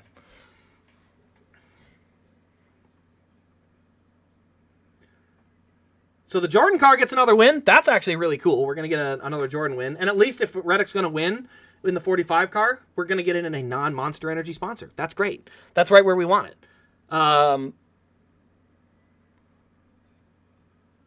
Man, this is what I'm talking about for McDowell, though. The luck is just not with him. Leading on the last lap gets right hooked, and Ford loses again off of that. Holy cow, man. Like I said, this is just garbage. I'm sorry. It is. It's garbage. It's flat out garbage. This type of racing drives me nuts. It's not even that entertaining. They saved fuel most of the time. And yes, running close together is fun. But the reason that I loved the 2004, 2005 is the bumpers didn't line up. You had to really manage your runs and kind of take your runs with you to move forward. And in this car, you just slam into people. Like, how do you go faster? You just ram the car in front of you. There's not a lot of strategy to it. You just ram the guy ahead of you. That's it. That's all you got to do. We'll watch it one more time here. So the Fords got all clear on the bottom. I think Noah should have gone to the middle lane there and gone up in front of the 45.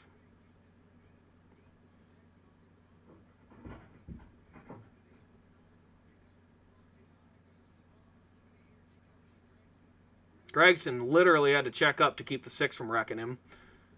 And then, yep, got swiped by the bumper of Keselowski. This is where the pandemonium starts. We're trying to see who goes upside down.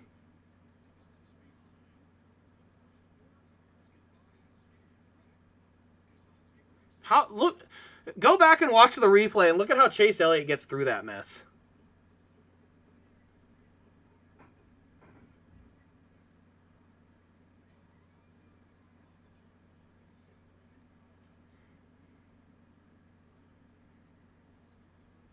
There's Hamlin. He's already celebrating Michael Jordan. So yeah, I was trying to tell that Fox missed it because they're Fox and they're garbage at everything they do. Unfortunately, I'm trying to see if there's anything for that. No, there is not. So, don't worry, guys. We will have a breakdown of this race. It's not a good race. It really wasn't. I'm sorry. This race just sucked. All pit strategy. It looked goofy and really, really stupid. And like I said, here's all our plate races are ending the same, with somebody getting absolutely smashed on the last lap. Yeah, the Chase Elliott Speedway avoidance is king. Holy crap, I watched him get through that. I think they're going to score him behind, though, because they're going to say caution's out, so it doesn't count. I don't know. We'll see.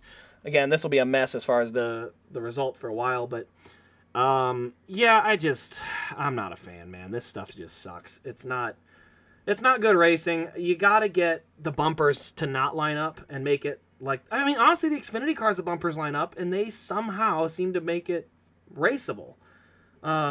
You know, I mean, yesterday, Joey Gase got turned coming to the line, but the Xfinity package knows how to do it.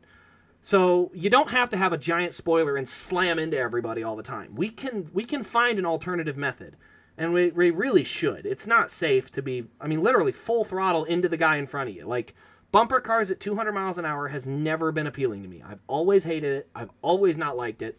Ever since they started doing it back in 2020, I had the same situation. I did not like the massive runs, the slamming into the car in front of you, and then someone would get turned and everyone would be piling in, and yeah.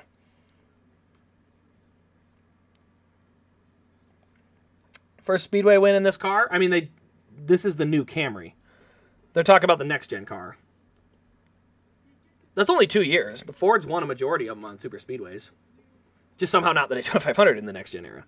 That was only the Cindric win. But, like I said, overall, guys, it's Talladega. You know, you just chop it off, write it off as a super speedway, crashing millions of dollars worth of equipment, and move on, because that's all you can do. It's just that's Talladega, guys. So, honestly, good run. Anthony Alfredo, I'm going to shout him out in 6th. Alex Bowman, 5th. Ricky Stenhouse, 4th. Noah Gragson, 3rd. Those are all much-needed runs. Scroll to the bottom. Who's our back marker? Obviously, the guys that crashed those Toyotas. Yeah, there's John Hunter. McLeod never got back on the lead lap. Man, that's a shame. I just would have loved to see what he could have done. SVG, 26th. Yeah, when the pedal came down, it just wasn't there. A lot of crash on the last lap. He's probably in it.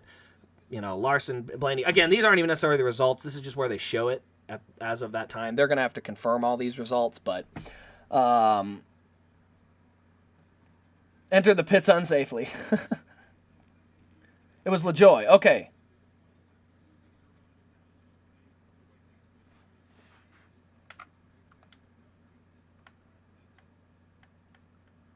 All right, have they showed the LaJoy? Here we go. No, you can hear even Clint Boyer's ticked off. Oh, guess we need a new angle because you can't see anything.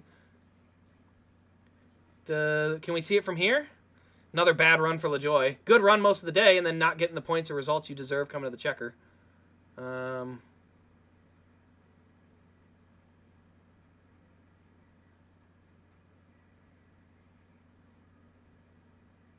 So Joey Logano will slide through the checkered flag.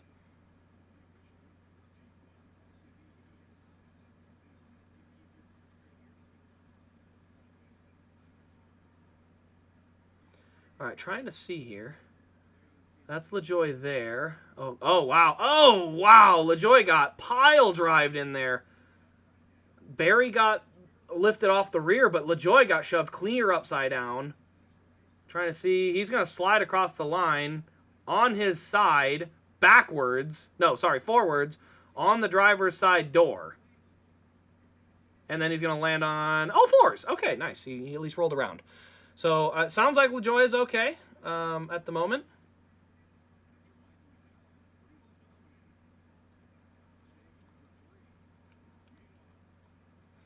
Man, I just don't like it. I think that's why you can't block on the last lap like that. I think when Keselowski went high, I think you slide up and you let him get to your outside, and then you tuck back down below and just wait for the push, because Keselowski was out in the wind.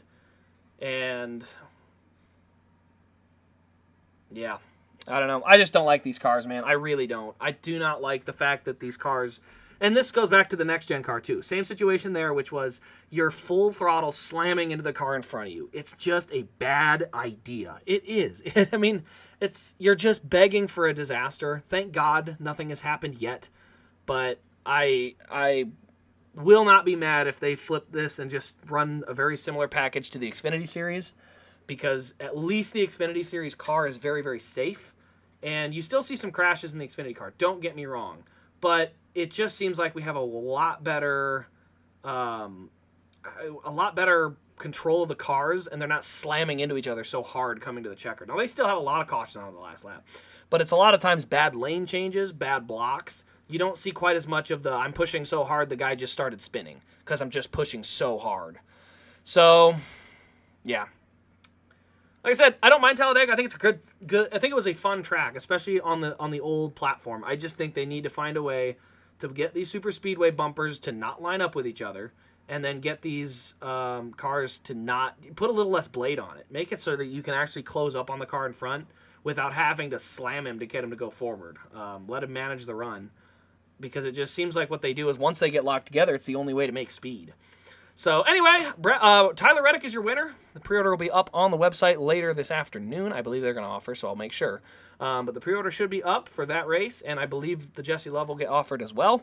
So you can find those at rasdiecast.com. Use the promo code RaceCraze when you get there. Otherwise, guys, we will see you next week for Dover. What is it called? Dover Speedway? I think it's called Dover. But for the Dover race, and then Kansas, I'll be not live, but I'll be there in person. So anyway, guys, thanks for stopping in. We'll see you next time.